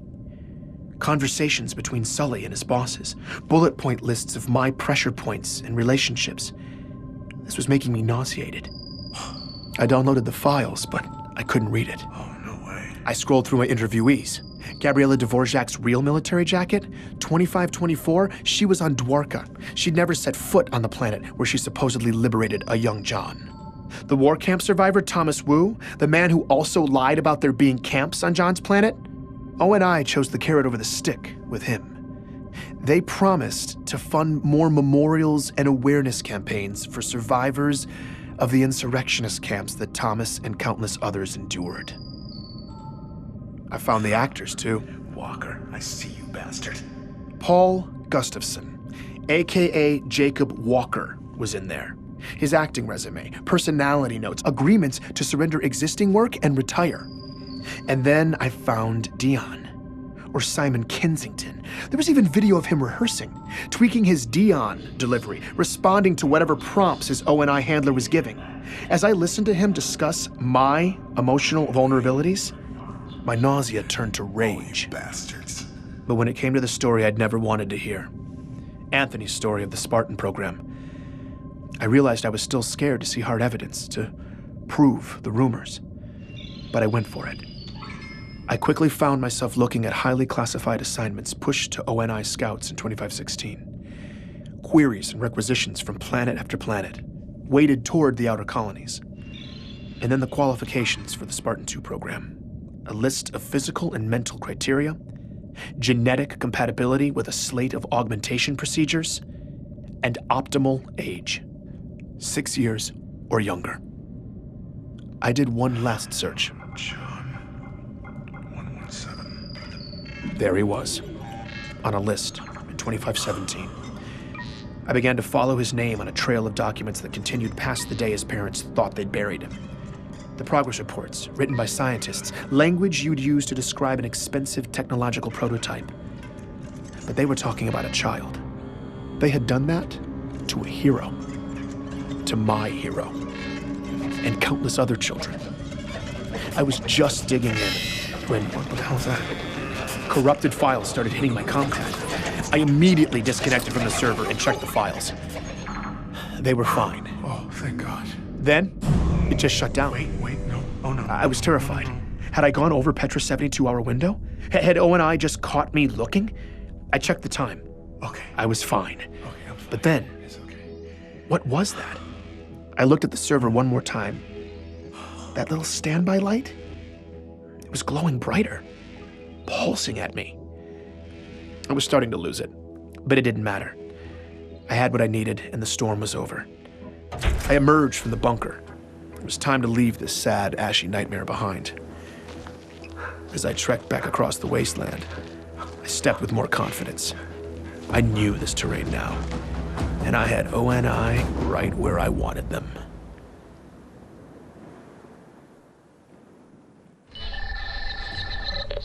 Who the hell is this? Anthony, it's Ben Giroux. I don't have much time, but I've got something real... Ben, I didn't recognize the feet. What are you, calling me from prison or something? Listen. I just sent you a location. I need you to get yourself there on Monday. What, you still want to tear down O&I, right? Yeah. I don't know what to tell you, man. We dropped that bomb and it fizzled out. Hey, people in power apparently don't give a rat's Yeah, but ass. now we've got a real payload, and we're gonna deliver it to real power. Look, I totally understand either way, but I'm about to board this flight, so I kinda need to know now. Are you in or out?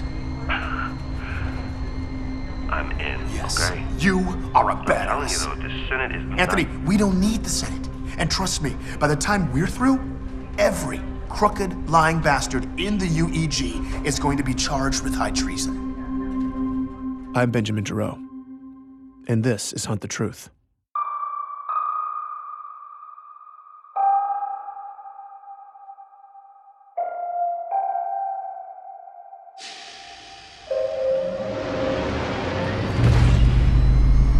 My ride was about ready to leave Bliss. The freighter was fully loaded and doing safety checks. I hung back on the dock so I could make another call. Hello, this is Raymond Kurtzik. Ray, it's Ben. Dude, what is this feed you're calling me Ray. from? Are you okay? Yeah, I'm fine. Look. I found it. Found it? Found what? Everything.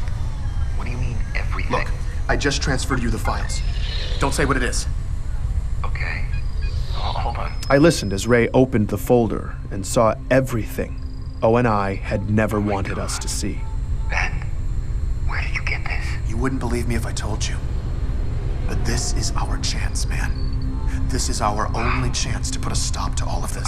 I don't know what to say. Now, Ray had backup files on everything, and I needed one last favor. He was the only person I trusted with it. I pushed him a list of domains and asked if he'd forward every last file to everyone on it.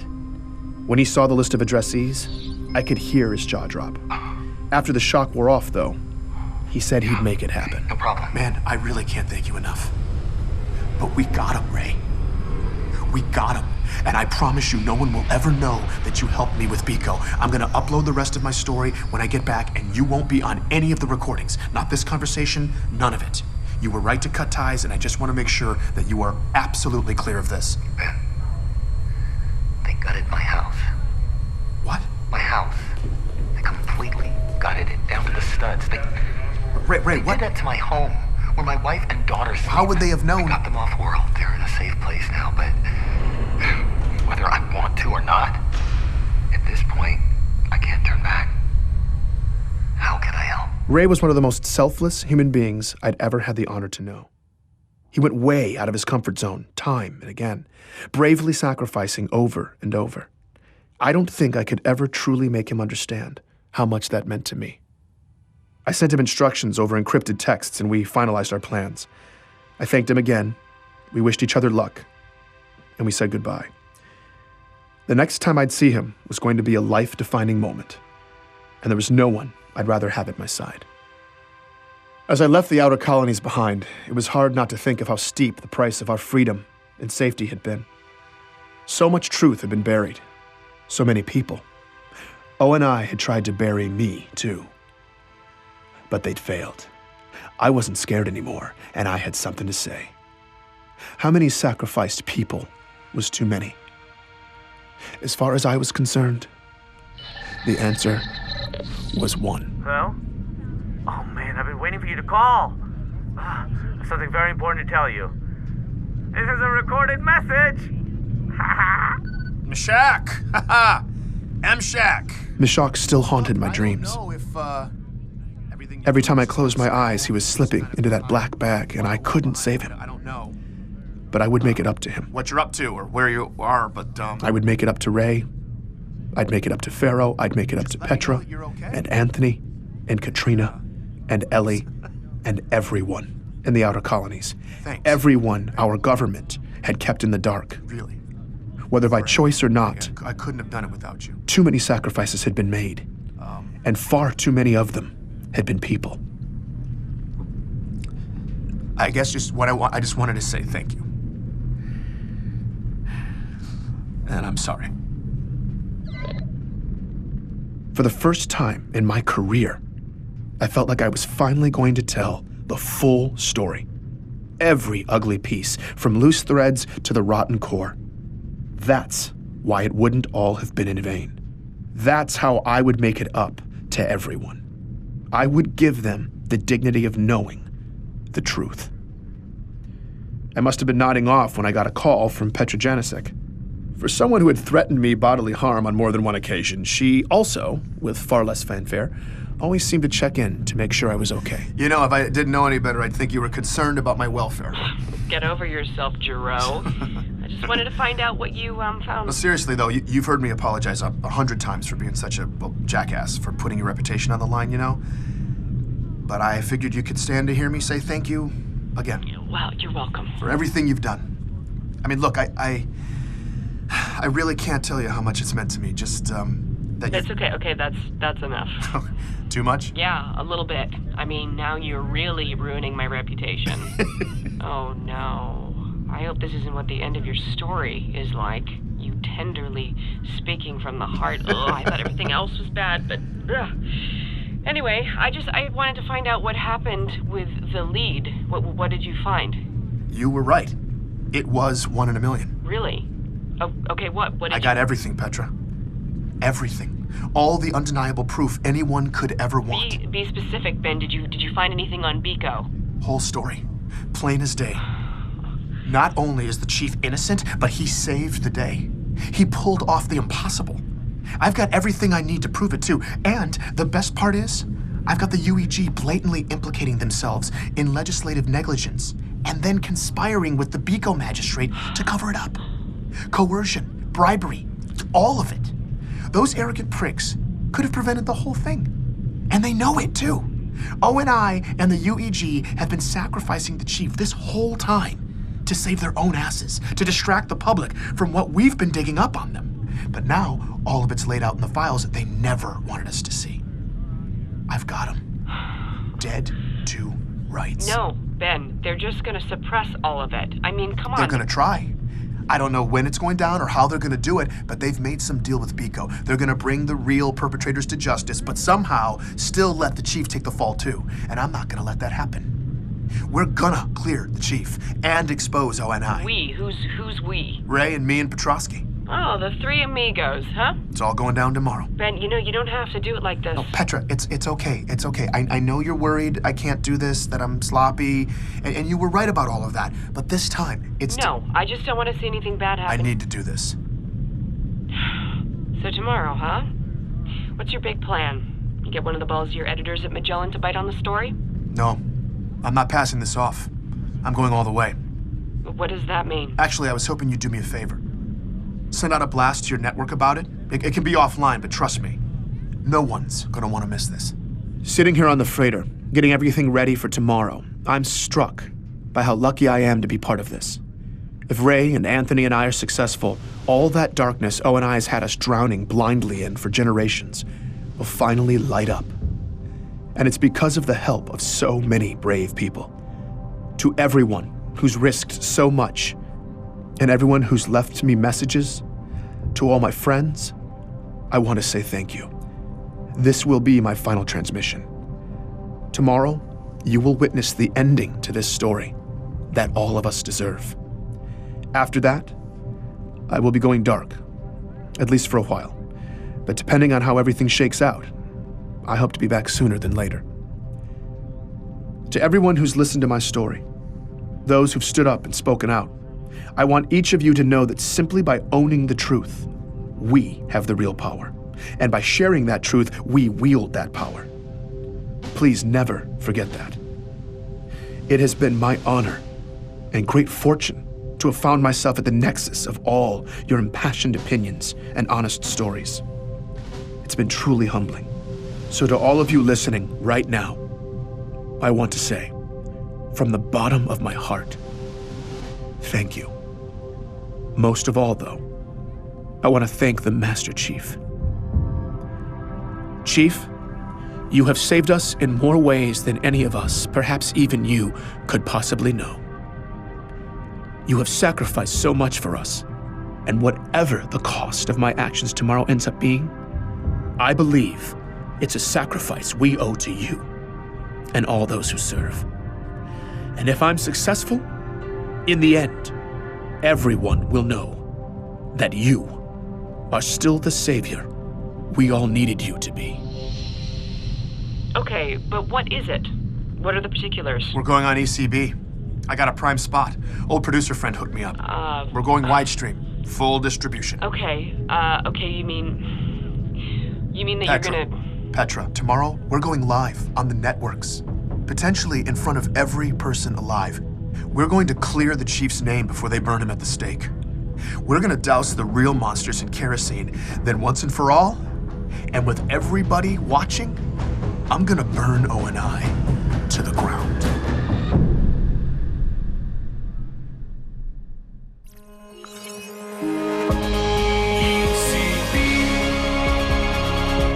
Welcome back. Later in the show, we'll be continuing our Day of Remembrance coverage with more survival stories from the labor camps. But first, we have an exciting ECB exclusive. Journalist Benjamin Giraud is here to talk about his story that has been making waves throughout the colonies and here on Earth. It's called Hunt the Truth, the story behind the Master Chief. And Ben is here to tell us about some exciting developments. Welcome to the program, Ben. Thank you. It's great to be here. Oh, Ben, I'm sorry. Hold that thought. We've just got a breaking development from Biko. After a tight-lipped investigation, Magistrate Laurel Adams and UEG officials have just released additional security footage and autopsy reports from the Embassy massacre, issuing a joint statement that federal charges have been filed against an extremist group called Sapien Sunrise, effectively clearing the Master Chief and the Sangheili of any wrongdoing. The UEG called the massacre an attack against peace and vowed to continue supporting local diplomacy with alien delegations. Now, freshman Senator Andrew Del Rio also came forward to recant his earlier condemnations, calling the chief a perennial hero and saying, quote, "Every statue of him is a monument to be treasured."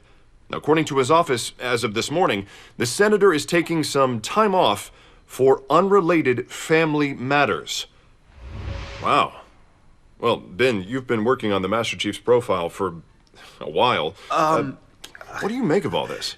Did you actually believe the chief did that? Well, Ben, my speculations about guilt are irrelevant. Well, it's classic ONI half-truth. Yes, Chief was the hero on Biko, but the Sapiens couldn't have done it without the UEG. If you pull up the Adams conversation thread from the files I sent, you'll see what I mean. Oh, it appears we're still processing all of the files. Just It's a fine. moment on that. I can just pull it up here. Oh, okay. Huh. Sorry, I'm having issues with it too. Oh, they better not have. I can't even. Hold on. Let me try it again. So wait, let's back it up, just for those unfamiliar with your story. Look. Are you saying Sakibo asked the UEG for security help before the talks, and they rejected it flat out? Could have prevented a couple dozen deaths, but they didn't even read the request. And now they're peace partners with Adams? I mean, come on. You're saying the Biko embassy made a federal security request, but was left vulnerable because the Senate refused the request without proper deliberation? Arrogant negligence is what I'm saying. Right, but the embassy hasn't said that. Not to reporters. Well, not to anyone anymore now that they're in on it. They took whatever Earth table scraps they could get. I'm sorry. I have a question. Where is Ray Kurzig? I mean, he sent you the files, right? Yes, we received your files. And now he's not here. He was supposed to meet me here. Let's move on, What shall about we? Petrosky? I mean, is he going to disappear too? Corporal Petrosky is being patched through shortly. Let's change gears. Yeah, of course. Sorry. You were originally hired by Oni to do this story, correct? Yes, that's right. And what happened? Well, I stumbled on several inconsistencies between the sources, and they fired me. You were fired for finding inconsistencies? No, look, don't act that surprised. You and I both know O&I makes you twist the story just, to placate. But this chief story, I'm telling you, was a whole other animal. At first, the cracks were small, but then it got worse and worse until nothing made sense, and I tried to fix it, until I found out the truth. The sources they'd given me were fake. They were actors. I mean, not all of them. Some of them were real people who just needed a push, and others just had no problem feeding me the elaborate lie. But seriously, actors. How devious is that? We're still working to verify the legitimacy of all those files, but we have the video queued up. Would you like to introduce it? Yeah, absolutely. So you're about to see the actor who played Dion Govender, John's supposed childhood boxing coach. This guy had me hook, line, and sinker, and then I found this video of him honing in on his performance for the role. In Elysium City, people just disappeared back then. What's that? Okay. Because he's cracking here, right? Right, all right, cool. But we're still good with the working class, urban, barbecue granddad overall, though, right? Okay. Yeah, I'm gonna bring the waterworks with this guy. In Elysium. Okay. You can stop it there. That's... I don't know what to say. I know. We are here with Benjamin Giroux for this breaking story. The team is working diligently to verify all of the evidence and documentation that Ben has provided surrounding his story, if you're just joining us. And here's the disgusting part, right? The real Dion is dead. That's how far O&I was going to cover this up. What exactly are you saying they were covering up? Why would Oni go to the trouble of furnishing... Oh, I'll tell you exactly why. The Spartan 2 program. Ask yourself this. How did recruitment luck into such an amazing crop of heroes? They didn't wait to recruit them. Someone at O&I made a list of impressive young children, kidnapped them, replaced them with clones designed to die, secretly brainwashed the kids into soldiers, and then butchered half of them in unethical medical procedures. First of all, what you describe is unconscionable. And if true, we're not talking about deceit here. What you're asserting here are capital crimes against humanity. Completely. That's exactly where I was, but I brought files. Hold there. Before you continue, I'm getting word that our team has just finished reviewing your files, including what we just watched, some of which are dated from 40 years ago. And I'm wondering, how do you explain the fact that all of the files you sent were created in the past 2 months? What? Ben, I don't know what kind of game you're playing here, but none of the seals are real. You've provided us with fabrication. What? No. The interviews, the documents, No. all That's of it. not true. Now, I don't know what you're trying to do here or why you think you can come on my show That's and insane. just... Charles, how can I'm at a you loss. even entertain? Did you think that we wouldn't check? Okay, wait a minute. Hold on. If that was somehow true, that I'm some mastermind who made this all up, why would I come here and admit my own crime? I have no idea, Mr. Giroux. Exposure, fame, ego, all of the above? It wouldn't be the first conspiracy theorist who would come... Listen. See, on my program, we actually vet sources, which is why I'm close to throwing you out of here. I'm on here, Charles, trying to expose government-sponsored mass kidnappings and child murder. Is that worthy of your program? Well, Ben, that would all be very brave of you if you hadn't completely fabricated all of it for your own self-interest. You don't believe me. Petrosky can verify all of this. Get him on the line. Ask the eyewitness. Can your guys handle that? Happy to. Joining us now is retired orbital drop shock trooper Corporal Anthony Petrosky. Thank you, finally. Anthony, hello. Good afternoon. The honor is ours. It's always good to see a veteran in uniform. It's an honor to be here. If we can just jump right in. You've been working with Ben. Yes, I've been in contact with Mr. Giroux for several weeks Anthony, now. just tell him about the augmentations. Okay, Mr. Giroux, you've been interrupting they're trying since to you spin got here. everything, Don't Anthony. make me cut your feed. I'm sorry, Anthony. In what capacity did you contact him? 3 months ago, I contacted Mr. Giroux as part of a special investigation. What? The UNSC had been monitoring a new sect of violent insurrectionists bent on starting interregional war. No, this is not something we've discussed. And my assignment was to infiltrate the group and expose a plot to smear a high-profile military figure. The Master Chief? Yes, sir. So you were undercover? Yes, sir. I was posing as a disgruntled veteran Anthony, what are sympathetic you to doing? extreme insurrectionist ideology. Anthony, I made what are you contact doing? with Mr. Giroux and convinced him I wanted to help him demonize Oni. Anthony, don't do I earned this. his trust, helping him fabricate a statement that I had personally witnessed proof of atrocities. Anthony, It was don't part do of this. Mr. Giroux's You just Please extensive- don't do this, You are Anthony. out of control. Anthony, I don't know what they Cut his threatened you mic. with. Don't do... Apologies. Mr. Petrosky, please, continue.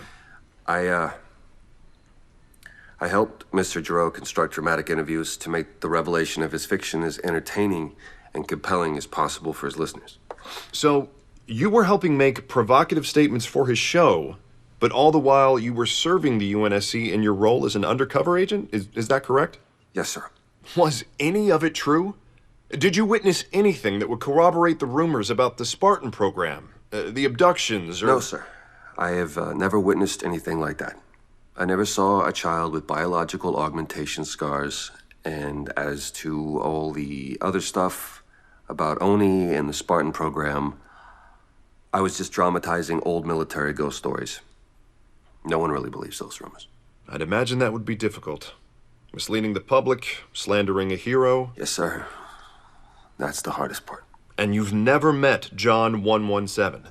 No, I have never met John 117, but I would be honored to one day. He is the greatest hero of our time. And I want to go on record saying that. Well, thank you for coming on, Anthony, and thank you for your service. Thank you. Ladies and gentlemen, if you're just joining us, we're here with Benjamin Giroux, covering this story as it unfolds live. Ben, do you have anything to say for yourself? I don't know what Owen I did to him, but those are lies that he's been fed. They compelled a good man, a soldier, to lie, to make me Ben, let me look try like to help you out. You know you're a puppet, right? Let's deal with facts. Perfect. Can you tell me where exactly you found the files you gave us that you're saying came from Oni? If there's a time to divulge sources, Ben, it's right now. I'm really getting sick of this. That makes two of us. Listen, I don't know what the time codes say, but I downloaded those files 2 days ago from a server I accessed in an abandoned ONI facility on Bliss, okay? You found your trove of government secrets in an unguarded shack on a glass planet? I've seen the conspiracies you people pull together. I just never thought I'd end up embroiled in the Mr. middle of one of Giroux, these. I want to show you something. This footage was taken 2 days ago. Is this you entering the bunker on Bliss? What? The files you sent were all uploaded Wait, how did you get that 2 footage? days ago from that bunker we just watched you Wait, no, walking how did into. you? No, how did you get this footage? In a raid yesterday, local police found a large cache of weapons and that server of yours in that bunker. Are you? Give me a break. The property the bunker sits on belongs to a shell organization with ties to an insurgent named Pharaoh, who earlier today was implicated by surviving members of Sapien Sunrise as the arms dealer who provided them with the weapons they used in the embassy massacre. You're trying to pin Sakibo's death on Pharaoh? And the mods on those weapons She wasn't came involved from the in that. exact same place as the mods police found on the weapons in your bunker. Oh, okay, I get it. Let me guess. I'm a terrorist who's been working for Pharaoh this whole time. God! No. Apparently, you're not working for anyone, Mr. Giroux. What? What is We've that? also received this security camera footage from a few days ago showing 2 members of Sapien Sunrise entering your apartment building. Where, They're not based on Sapiens, preliminary no. reports They're from the ONI. coroner's They were office, ONI. they were murdered. They were murdered? So what was it? A deal gone bad? No, they were ONI. And They were shortly coming to thereafter, kill me. for Pharaoh the first time saved me. ever, ONI agents got a hit on one of the proxy bank accounts used to fund Pharaoh's terrorist activities near your apartment at an army surplus store. And here is a video of you making that transaction. ONI had gutted my apartment. They sent people to kill me. She saved my life. She gave me some money. I was just trying not to die. We have all the feeds from the neighborhood.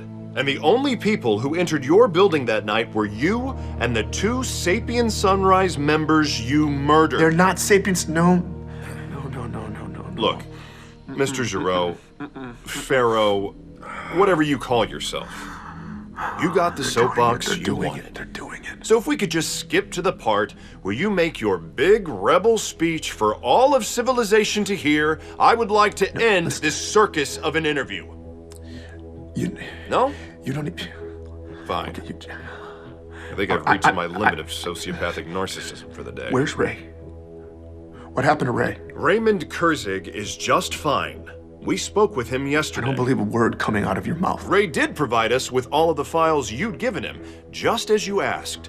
But he also gave us detailed information on exactly how you Where's fabricated. Ray? Where is he right now? all I of want it. proof that Ray Kurzig and his family are alive and well and moving freely. Get Ray on the phone right now. After all the reckless accusations of atrocities and treason your self-righteous truth hunt has hurled at innocent people, allow me to speak on behalf of our free press and everybody with a conscience in occupied space when I say, without qualification, that you are the atrocity, Mr. Giroux. ONI killed and Jacques. you They are killed the him. definition of a traitor. Or they put him in a black bag and threw him in a hole. I don't know. All right, that's but enough. now, That's but enough. now, listen, I've heard so much in the past few months. I know what it means when I say the chief is a hero. He's my hero. He should be everyone's hero. But you all turned on him.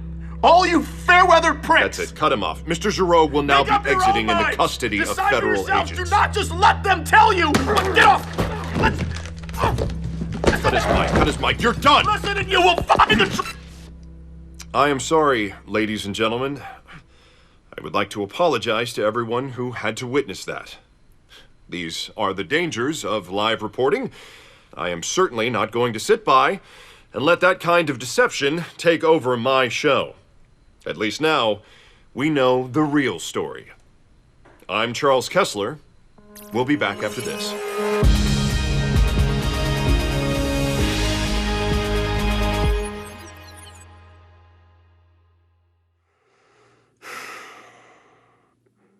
Everybody saw it. The chief was cleared, and the world blew up in Ben's face. And now we finally had a story to tell ourselves. The hero and the traitor. That was the story we really wanted to hear. And as far as Oni was concerned, that's all this was supposed to be. All the ugly Oni rumors and chief smearing would be laid at Ben's feet. He would be tarred and feathered. And with Ben as the sacrificial lamb, the outer colonies would come back into the fold. Trade would resume, the waypoint buoys would power back up, and all of that incendiary anger would disappear into whatever hole they were throwing Benjamin Giroux in right now. Ben said it was his wounded pride, the way Oni tossed him aside, that finally set him off. They used him. I had to hand it to them. However, Oni did it. The way all those dominoes fell. It was inspired. I'd always thought I was too clever for all that. But in the end, I was just another pawn in their game. Their master stroke. The server on Bliss was Ben's undoing. It was bait. Whether I was meant to take it, or they knew I'd pass it on, either way, they played me. While Mishak and Ray and Petrovsky and everyone else that came near Ben's story got shown either the carrot or the stick, Oni hadn't offered me either. And since I didn't go down in their net, I'm free to walk away from all of this. I think deep down, Ben really just wanted respect. But that's not Oni's currency. For them, it's all about fear. But I'm not afraid. Not with what I've got. Ben was sloppy. But Ray wasn't. He'd sent the backups to someone he trusted too, just in case. This is my story now. My mission. So I'm picking up where Ben left off. I'm gonna carve out the truth, and I'm gonna put it on display. Not because of any sort of lofty principle, no. It's just that wounded pride stinging me like it stung Ben. But unlike Ben, I prefer to do things Oni's way. And they're gonna wish that I'd gone down in that net too. This is my investigation now, and I don't give a rat's ass about respect. This story is gonna be all about fear. I'm Petra Janicek, and this is Hunt the Truth.